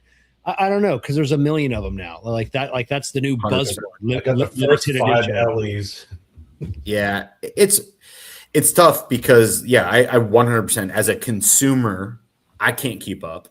I can't keep up with what some of these brands are doing, because it's just cranking out new LE out after new LE. You know, we Andray and I see 2 major milestones every year: the 4th of July and Veterans Day. We want those to be like, we want to do something special. So like the most that we would do is like maybe 2 LEs a year, and that's a lot. I we want our core line to be the focus of our brand. That is the cigar that's always going to be in stock. That is the cigar that when people say that they smoke HDA and they like HDA, it's because the core line drove them to the LE, or maybe the LE will bring them in and the core line will keep them. Like that's what we want the core line to really be the core of our company.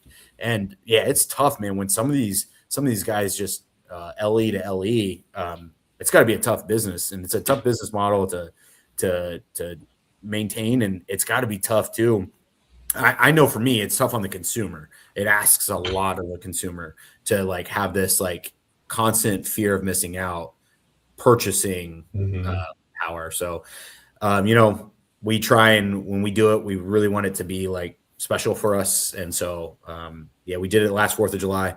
Doing it again this 4th of July. So we're hoping to have it all to all of our retailers by the end of June. So that way they can have it on the shelves for the 4th of July, because we want it to be everybody's like 4th of July cigar. Yeah, and I like it that way, because I like what like John Huber does with the Los Calaveras. You know, it's only coming out once a year, and that's it. Once it's there, it's done, it's gone. And and then people will debate for years which one was the best one. But yeah, he doesn't do the constant the LEs. It's like you grow to accept it or expect it, but some of these makers that are coming out with the LEs every couple months, I just got to wonder how much of their core line has suffered. You know, it's I was getting ready to ask you that question because I said, okay, I know there's going to be another LE in 2 months, so I'm going to buy this box now, and then I'll smoke a couple, I'll hang on to it. I know a new LE's coming out, so I'm just going to wait for that. And I like their core line, but you know, I can't afford to keep buying all the. You know, I just bought the LE, and I don't want to buy a box of the core line when I know another LE's coming out. You know, so I'll just wait till that one comes out, and then I'll just buy that. And you know, it's got to suffer. It's funny you mentioned I was getting ready to ask you that question, Kevin, is because LEs are always meant to complement the core line, right? It's something special. Yeah. And then when you have LE after LE, are you trying to kickstart the core line because it's suffering or it's stagnant? You know, but then to your point, Kevin, what ends up happening is you almost have to rely on those LEs because you kind of become addicted to it. Yeah, for sure. It's tough because you see that pop of revenue, and then the LE goes away, and you want that pop again, and it's a lot harder to weather that fade of your LE, but try and build it through your core line, and then sprinkle in another pop later. Instead, it's a lot easier to just live pop to pop to pop, and yeah, it's definitely. I mean, I think about it from I think Mountain Dew is like a great example. Like Mountain Dew, when people talk about Mountain Dew, everybody thinks about just regular old Mountain Dew. That's the core of their business. And you could say, Diet Mountain Dew or Mountain Dew Zero as well is right there. But then every once in a while, every Christmas, they'll have like a special flavor that they'll do, or maybe they have an exclusive with like Bojangles, right? Or they'll have they have like some of these other projects that they'll do throughout the year, where a couple times throughout the year. But the thing is the core of Mountain Dew is regular old Mountain Dew, and that's what we want for us. Whatever our core line is, we want that to truly be the foundation for our brand. And I guess that's the model that we subscribe to. We're 2 years in, so who knows if that's the right decision, but that's what we want. That's the model that we subscribe to. And that's kind of what we want to be known for. That's it. Right or wrong, it's your decision. So it doesn't make any difference if it's right or wrong. Now, will that be available for sale at PCA coming up? Yeah. Are you taking orders? Yeah, we're taking orders at PCA. So last year, what we did with Phantom Fury, we did that as a thank you to everybody who had supported us over the our first year.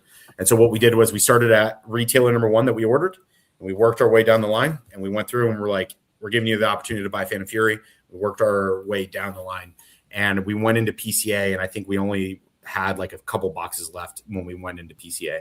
So this year we're doing things a little bit different. This year, if you are a current retailer, you get access to buy a Sentinel. And then if you're a new retailer, it goes in order of like who at PCA in person, we're able to take orders at PCA in person. So this year we're kind of doing it a little bit different, and we're very excited to be able to share that cigar with the masses this summer. Yeah, I mean PCA is coming up. Any like you've got one under your belt, so but you never feel comfortable. I mean, there are guys who've been doing it for years that still get the jitters of PCA. Is that you feel it coming up? Oh yeah, definitely the jitters. But Dre, I don't know about you, man. I can't wait, dude. I'm stoked, man. I mean, to meet Kevin and hang out with everybody, man. I think I was overwhelmed. I think I saw 1/3 of the show, man. Like I was still like overwhelmed just to be in the presence of PCA. It was just amazing, for sure. Yeah, Jessica gets that way. She's not listening to this, but she freaks. Oh, I thought the door was opening. She freaks out at events. Yeah, I'm like, is that her? Because I gotta shut the fuck up. Like she freaks out, before an event. Like she gets nervous. Like there was one year we did an event down at Boynton Beach, and like she's like, I'm not going in. I'm staying in the car the whole time. Like you're gonna stay in the car the whole day. She's like, yeah, you go inside. And then 15 minutes in, like she's in her groove, she's meeting people, having a good time, and so she's the one. Me, I just fucking stroll right the fuck in, like whatever.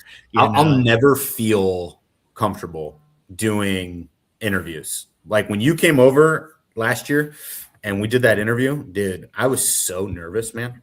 Like I feel like Ricky Bobby. I'm like, I don't know what to do with my hand. Like, dude, like legitimately, like I have a legit fear of like public speaking. So like it's tough. Some of those one-on-one or like at events or like, you know, at a show like PCA where I'm just like talking with individuals or smaller groups. Oh like, yeah. I love that. But like like the idea of like people going on stage and presenting in front of the masses, legitimate, like the worst thing that could ever happen to me. I couldn't imagine having to do something like that. But like even doing like like, dude, when we were doing some of those recordings, I'm like sitting there, like my hands are shaking trying to hold the damn microphone. I was nervous, man. Oh my God. So, any changes to the booth or any other changes like period that you guys had learned from like last year on like sales or just anything else that, you know, you're going to implement this year? Well, I'll say, unfortunately, we wanted to get a bigger boot, but, you know, just that price to entry, we were like, maybe one more year we were able to get a bigger boot, right? But our boot size is pretty much the same, not quite in the same general location because the layout's a little different this year. But, you know, Zack and I, we're put our heads together and brainstorm a strategy to bring people over to the booth. So, yeah, the guts of it are the same, man. We're I don't know, man. Like we're just not that business yet that's ready to drop $20,000 or $30,000 on a booth. It's just and to spend the rest of the fucking year trying to recoup that. You know, I mean, you know, there's money you spend it out somewhere else. You know, because none of the consumers are there. You know, I mean, you hope to get some retailer, retailer money, but it's just I mean, you got to release a couple of LEs just to make up. Yeah, exactly. And I don't want to give away all the details, but there's other layers to it. Also, we learned about it. It's like, we're not quite ready yet. Yeah, dude. There's like, I don't know. I think about it too, and I'm like, you know, we mentioned earlier that we haven't raised our prices, and so it's in order to do stuff like that, we got to cut down on like some of the unnecessary costs, right? In order to like be able to keep our prices where they are. I think oftentimes, you know, it's a great opportunity for some of these brands to show off, and then their cigars go up by a quarter the next year. So I don't know, like maybe there's a correlation there. I don't know, but we're keeping it small. One of the lessons that we learned was order forms are going to be hard copy this year, not soft copy on an iPad. That was driving me up the wall. I was losing my mind with the goddamn iPad. And I was about ready to chuck it across the room, dude. And it's not the iPad's fault; it's 100% my fault. But I was losing it. So we're doing hard copy order forms. That was one where I was like very adamant. I was like, "We are." Technology always sounds great, right? And then you're like, there was a boutique company a few years ago. I think the first year in Vegas when they had the boutique pavilion, and they didn't know they were supposed to bring order forms at all. Like they didn't have any way for the retailer. They just thought like, oh, you just I'll give them my card and they'll just like reach out to me later. And they didn't have any order forms. And I'm like, there was no good luck on that. 'Cause you got, Now speaking of Vegas, like how was the layout in Vegas? Because we hadn't been yet. Vegas was, all the layouts similar, so it's a very, very similar layout than in Vegas. The 1 year or the first year that I was there, it was really nice because it was in the casino, so you could go up to your room and then come down, versus going down the street to the to the convention center, like it is now. It's like, it kind of sucks. You're always carrying shit around and, there's no downtime. So Vegas was good. We're back in Vegas next year. We're going to skip Vegas next year. It's just so expensive, just everything about Vegas is just going out there, from flights and food and transportation. And, we're going to go down to like Puro Sabor or something in the Dominican or one of the festivals. We're going to do that next year and, have fun down there. But Jessica's coming out with us to New Orleans this year So it'll be the three of us, me, Kerr, and Jessica. So it'll be fun. You guys got to stop by the booth, man. 1558. Back yeah. We splurged and we got the island booth, dude. Let's go, yeah. Man. Oh, yeah. We got our time slot set up with you guys. And who you guys near? You know, like you got like a big name. You know, because sometimes you want a big name near you, but then other times you don't want a big name near you. Our big name. I could not tell you the big name that we're near. We are kind of near Rabbit Air. But I was like, dude, what works so well for us last year? We're giving away the trade secrets here, as if I'm like the first person to realize this. But I was like, what worked so well last year was being really close to the bathrooms.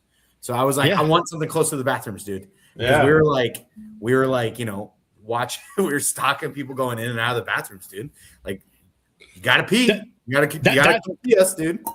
That's how me and Kerr found a mommy last year. A mommy cigars. I was coming out of the bathroom and I'm like, oh hey, like what's this? Yeah, I thought it said Miami cigar. I'm like, oh, Jason Wood's not going to be happy about that, you know. And then they're like, oh, waiting for Kevin taking a piss, and I'm like, hey, Kev, sit here talking to this guy, you know. Amin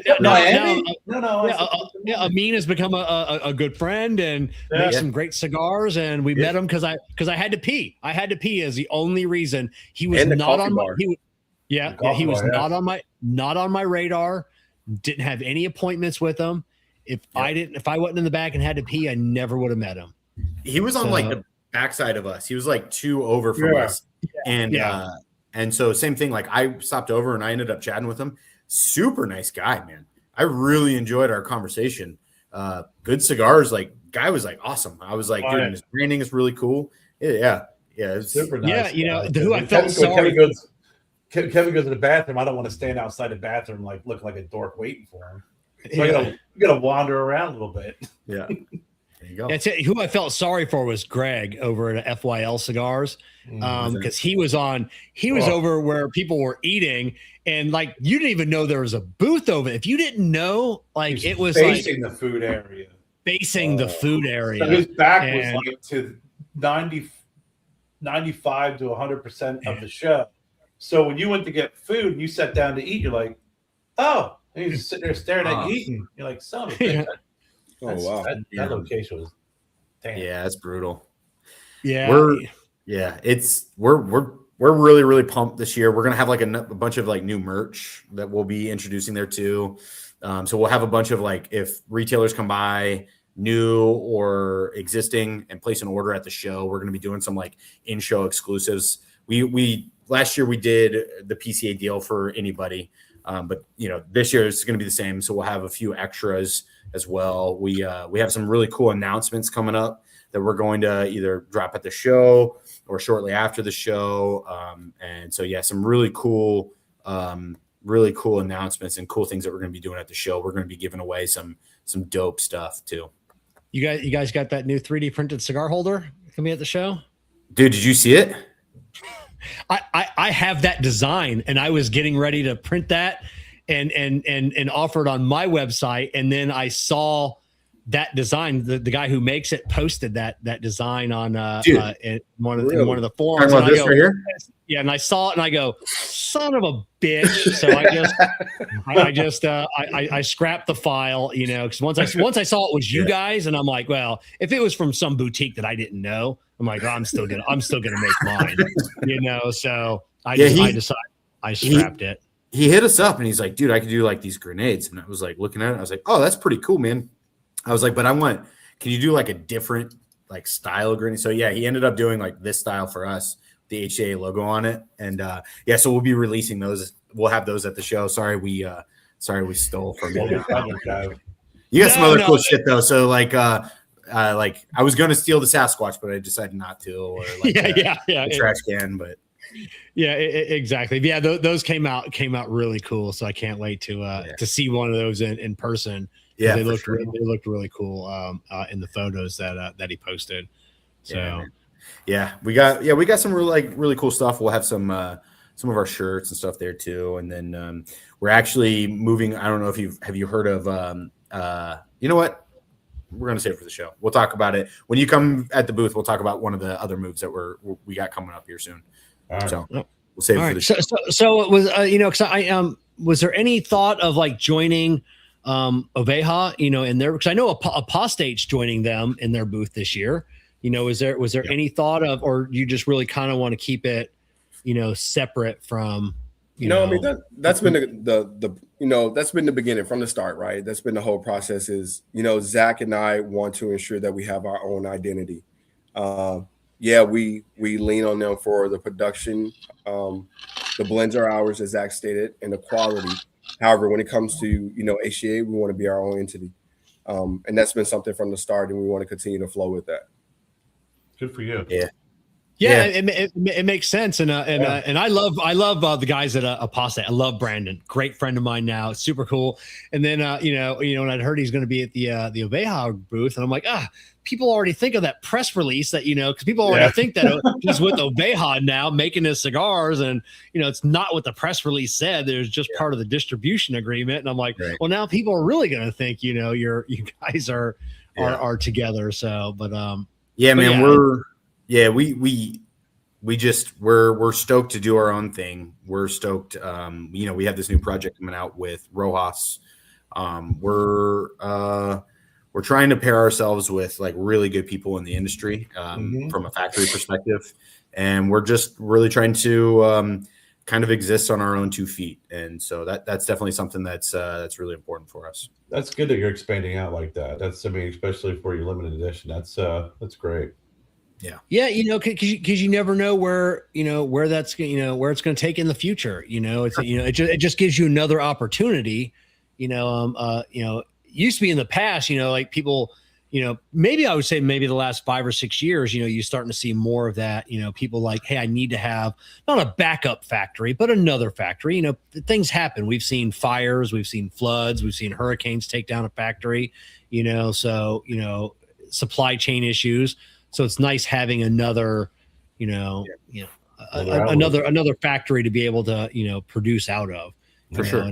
And factory owners, they don't care. They really don't care anymore. It used to be like, oh, you're taking this LE to this. It's like, oh, we're not good enough for you. You don't want to do that. Now, like nobody cares. It's like, they understand that. You gotta can't put all your eggs in one basket anymore. For sure. Not in today's climate. Where's Rojas? Where are they? They're not rolling. They're not still just out of Texas, are they? Because that's where Noel. I think Noel's, didn't he start just in Texas? I know he's from Texas. Correct. I don't know if he must have had a factory probably in Texas, but no, the Rojas factory is in Esteli, Nicaragua. Oh, is it? Okay. Yeah. So they roll all the Rojas stuff as well as Stolen Thrones. Oh yeah. Yeah, because I think at one time that's how he started, like with like the street tacos and stuff like that, like his little ones, just rolling himself, and talking about a guy that just exploded over the last 10 years, and it's just become a hell of a master blender. He's such a good dude too, man. He's an awesome guy. I can't. I've never met him. I can't wait to meet him one day, and that's what everybody says. He's just the nicest dude out there. Such a good dude. We were very fortunate that he invited us into his house for dinner when we were in Nicaragua, and he's a really good guy. That's like another relationship that we look back at that we're like, dude, he didn't have to do that. Like, he's got enough on his plate, and he's helping us work on this project, and Lee as well. Like, they got enough going on, but really good people that are helping us out. So, we're excited to work with those types of people, and just another relationship that we're very fortunate to have. Absolutely. How often are you guys getting down to the factory with obviously your busy schedules? Yeah, I mean, Kevin, you be pinging, man. Wow. He's asking talking about that also. I mean, Zach was like, hey, we definitely need to get down there more. Unfortunately, I've only been down there twice. First time was 2023, and we just went in February. Zach's been 3 times. Unfortunately, I couldn't travel last year with him. So we want to definitely get down there more. Yeah. And then I that was one of the things that we were talking about on Sunday, was like, man, I really want to, like, now that I'm doing this full time, I want to be down at the factory be down in Nicaragua more frequently. So I would love it if I could be down there 2 or 3 times a year. That might be a pipe dream. We'll see. But, and then also because it is just us, we're doing the events too. So we're very time limited on how often we can make it down there. So, our number one priority is also supporting our retailers and being available for events. And, we're really excited. We're going to, we work with a lot of great retailers, one of which is Creekside, for instance. And we're going to be doing we're already booking events in like June. And so we're going to be doing an event with Creekside for the launch of Sentinel, which is going to be great. And so we're really excited to do events and support our retailers that way as well. So whenever we get an opportunity, we're trying to sprinkle in those trips to Nicaragua. Yeah. Creekside, is that the one in Indiana? Creekside? Is that where they? Ohio. Oh, I was thinking of a different one. They had the boutique cigar festival out there. That's not Creekside. It was Creek something, but but yeah, and obviously, you guys are, lucky, blessed enough to where like you have a factory where you don't have to go there. Like you're not worried are they mixing in some weird tobaccos, and trying to save some bucks, on mine. I mean, you guys are just, you just got a factory. You dialed in. You got a factory you can trust. And, that was the same reason we are working with Rojas, right? Is we want to make sure that that factory, their number one concern is maintaining and upholding their image and their reputation. And so if they work with another brand, they're going to extend that exact same consideration to the other brands that they're working with, because we're a direct reflection on whichever factory we work with. And so, Oveja has been amazing about that.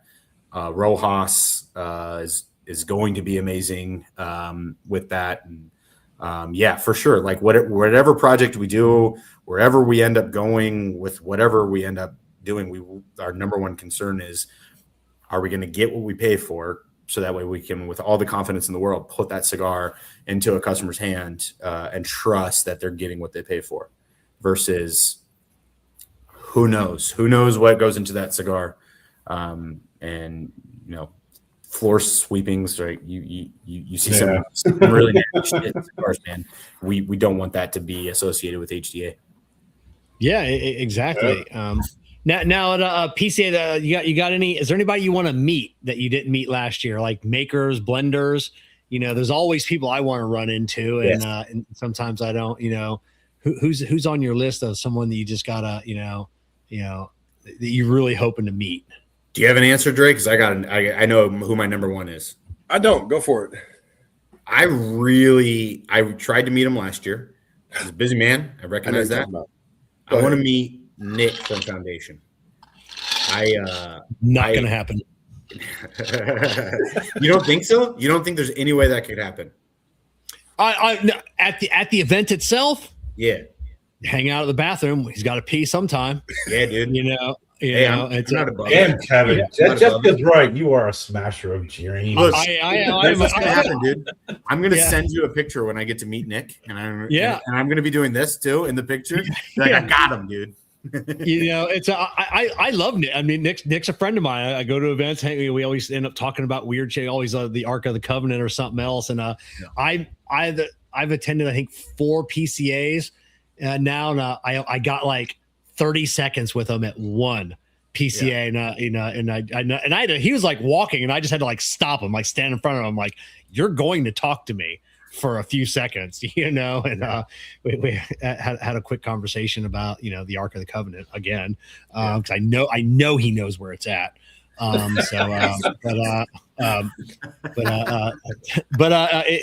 is what it is. Yeah. Nick, he's just, he doesn't even do like interviews.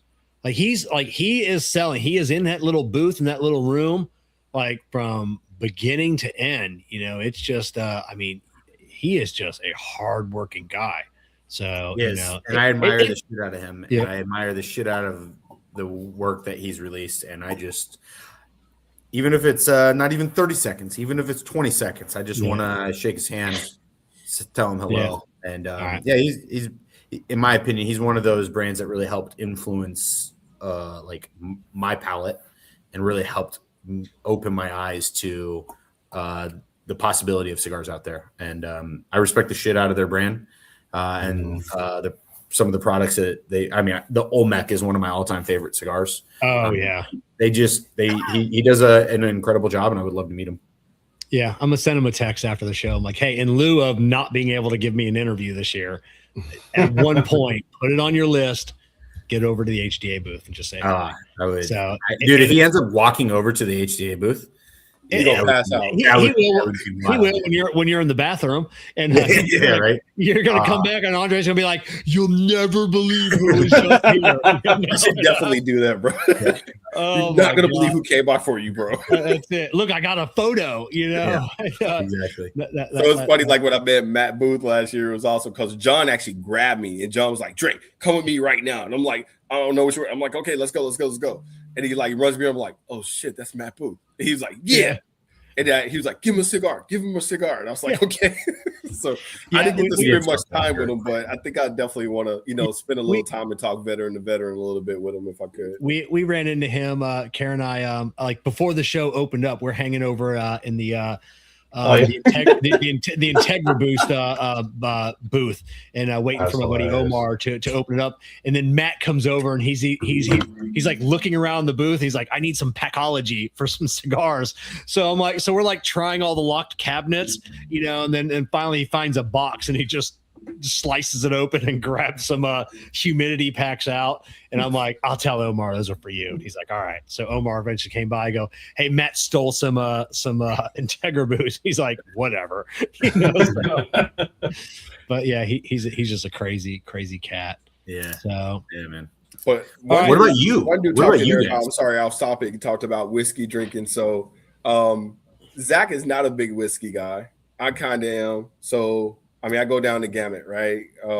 Whistle Pig, it don't matter. I've been big on Uncle Nearest lately. And I have another fellow veteran, shout out to Nick over in Fairfax at Lost Whiskey. So if you get a chance, check out Lost Whiskey in Fairfax, Virginia. So Uncle, you mentioned Uncle Nearest. What's going on? Are they going under? Have you been following that? So I kind of just a little bit. I wasn't, full on, but I heard they finally got things resolved, and I think they have ownership of their factory back.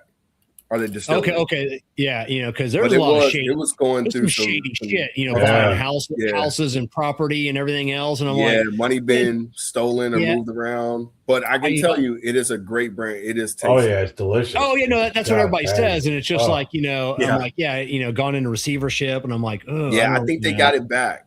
There was that mad rush of everybody going, you got to go out and buy Uncle Nearest. It's not going to be out anymore. So everybody was like, grabbing as much as they could. Yeah, it is tasty. It is very tasty. Good, yeah. And hopefully maybe the owners, I forget what her name is, maybe learned her lesson a little bit. If anything else, like, hey, maybe we got to listen to our accountants and keep more shit on the books and do this the right way, because they've about lost a $300 million business just over some weird shit. So correct.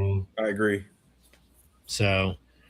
All right, we're gonna leave it on a note because Kerr and I, we always end up talking about aliens at the end. You guys are in the military. Andray, you're with Boeing. I know you got to know some shit. You must have walked into some facility accidentally and was like, "What the hell is that? No, get out of here!"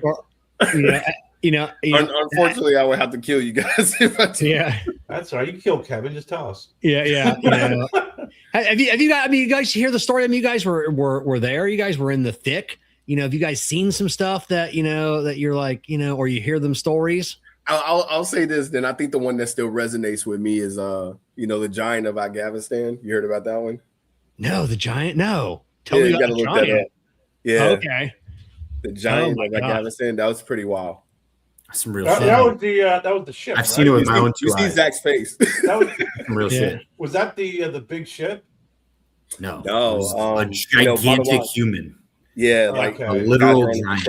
I thought there was another one that was like a big like triangle ship that was sighted that they gave it a name. Yeah, maybe. But I'll tell you this. my second tour to Iraq in Baghdad, I was actually on the embassy, and then we were like, breaking down, pulling people off of 5 Union where the Bad Party headquarters were. And, we used to smoke cigars and everything.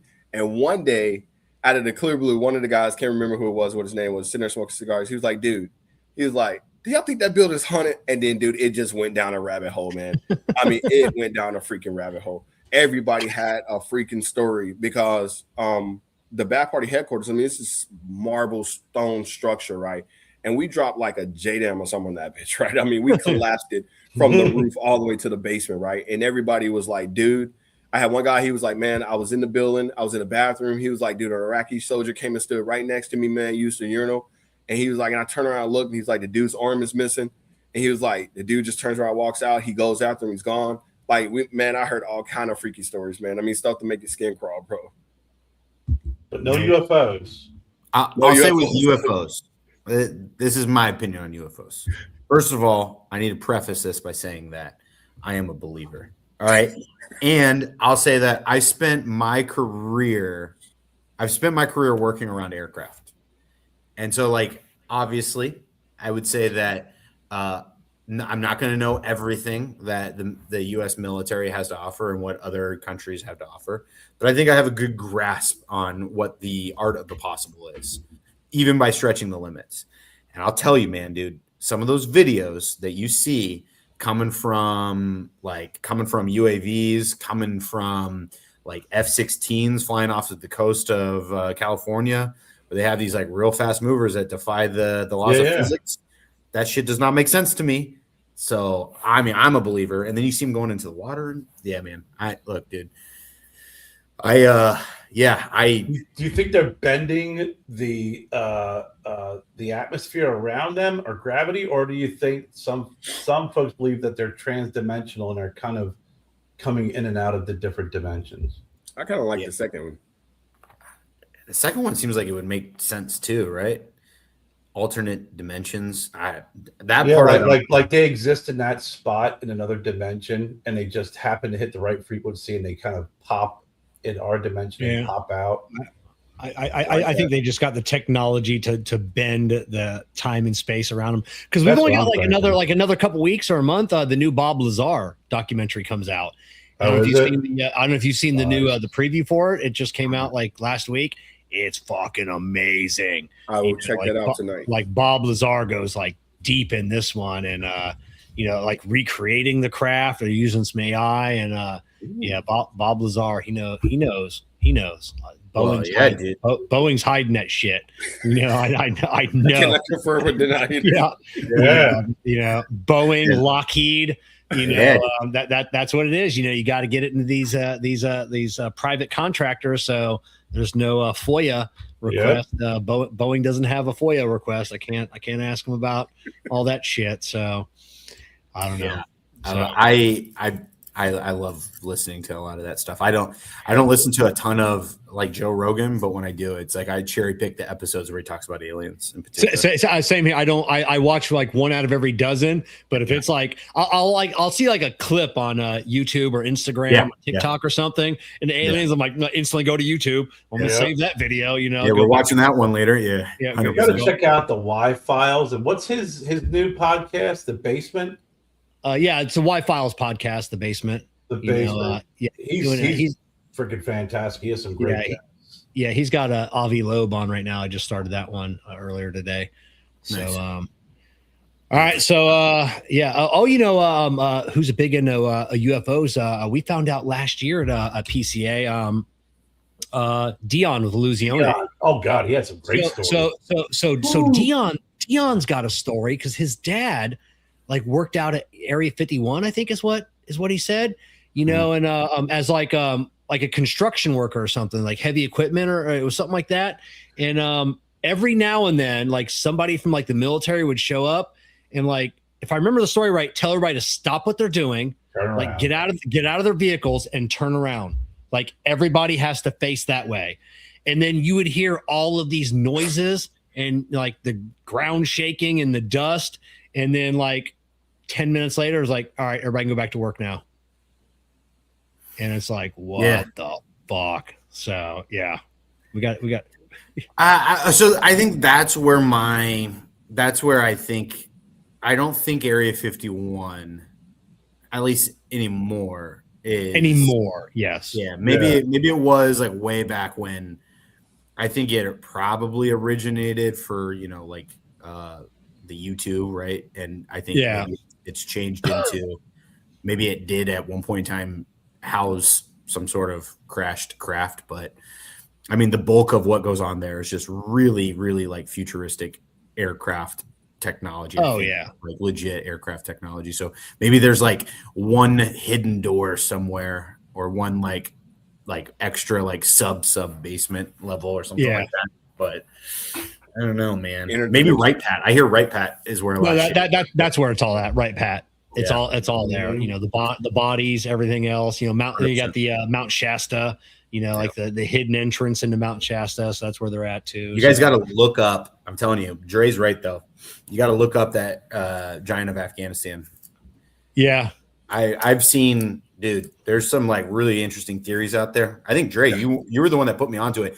I personally was operating like I was operating the camera on an aircraft way back when, and saw this gigantic human that did not make sense to me, and I was blown away by like, what the hell did I just see? Like legitimately like 8-10 feet tall human, just big. And then separately, like years later, find out about the theory about the Giant of Afghanistan and how they think that there was like a race of giants that lived in that neck of the world.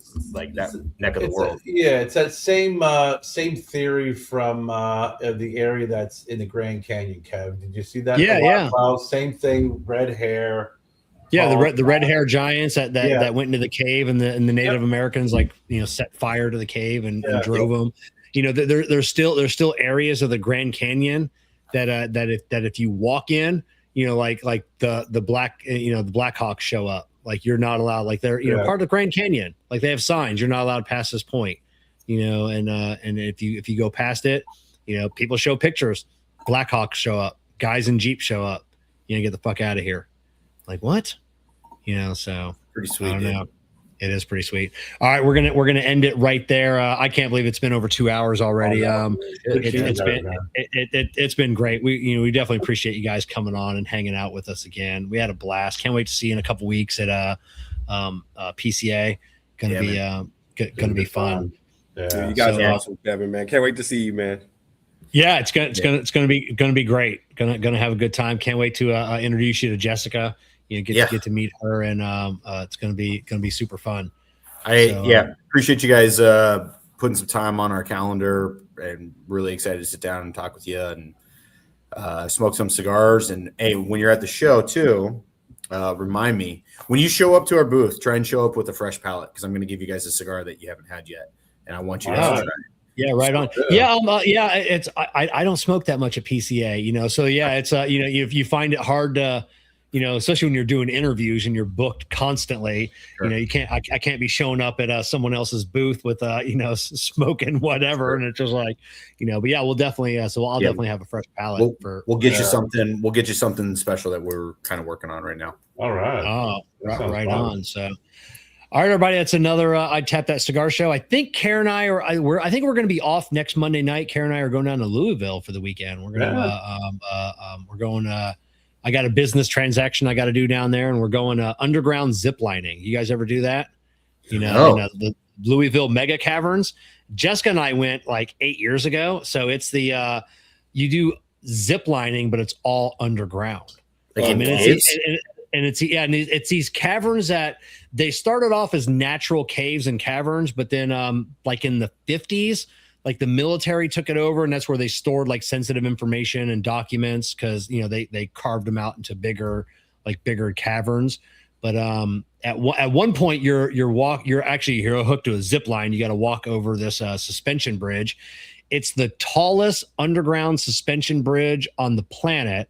So when you're walking over the suspension bridge, the Statue of Liberty could fit underneath you and the floor and still have room left over. Dude, what? Yeah. So it's all. You didn't tell me that, Ted. Wow. I'm not afraid of heights. Yeah, Yeah, so that it's sounds so dope. yeah, the Louisville Mega Cavern. So we're gonna hit up a couple of cigar lounges, the Louisville Slugger Hall of Museum. We're gonna do the factory tour while we're down there, and definitely hit up some cigar lounges. So yeah, baseball season will just be kicking off. Perfect timing. That's it. So all right, we'll see everybody back here in a couple of weeks. Make sure you're following Cigar Prop, Stogie Road Cigars, HDA Cigars. All their socials are in the video description, the podcast description. If you're listening to this a week or two from now, and we'll see everybody back in a couple of weeks.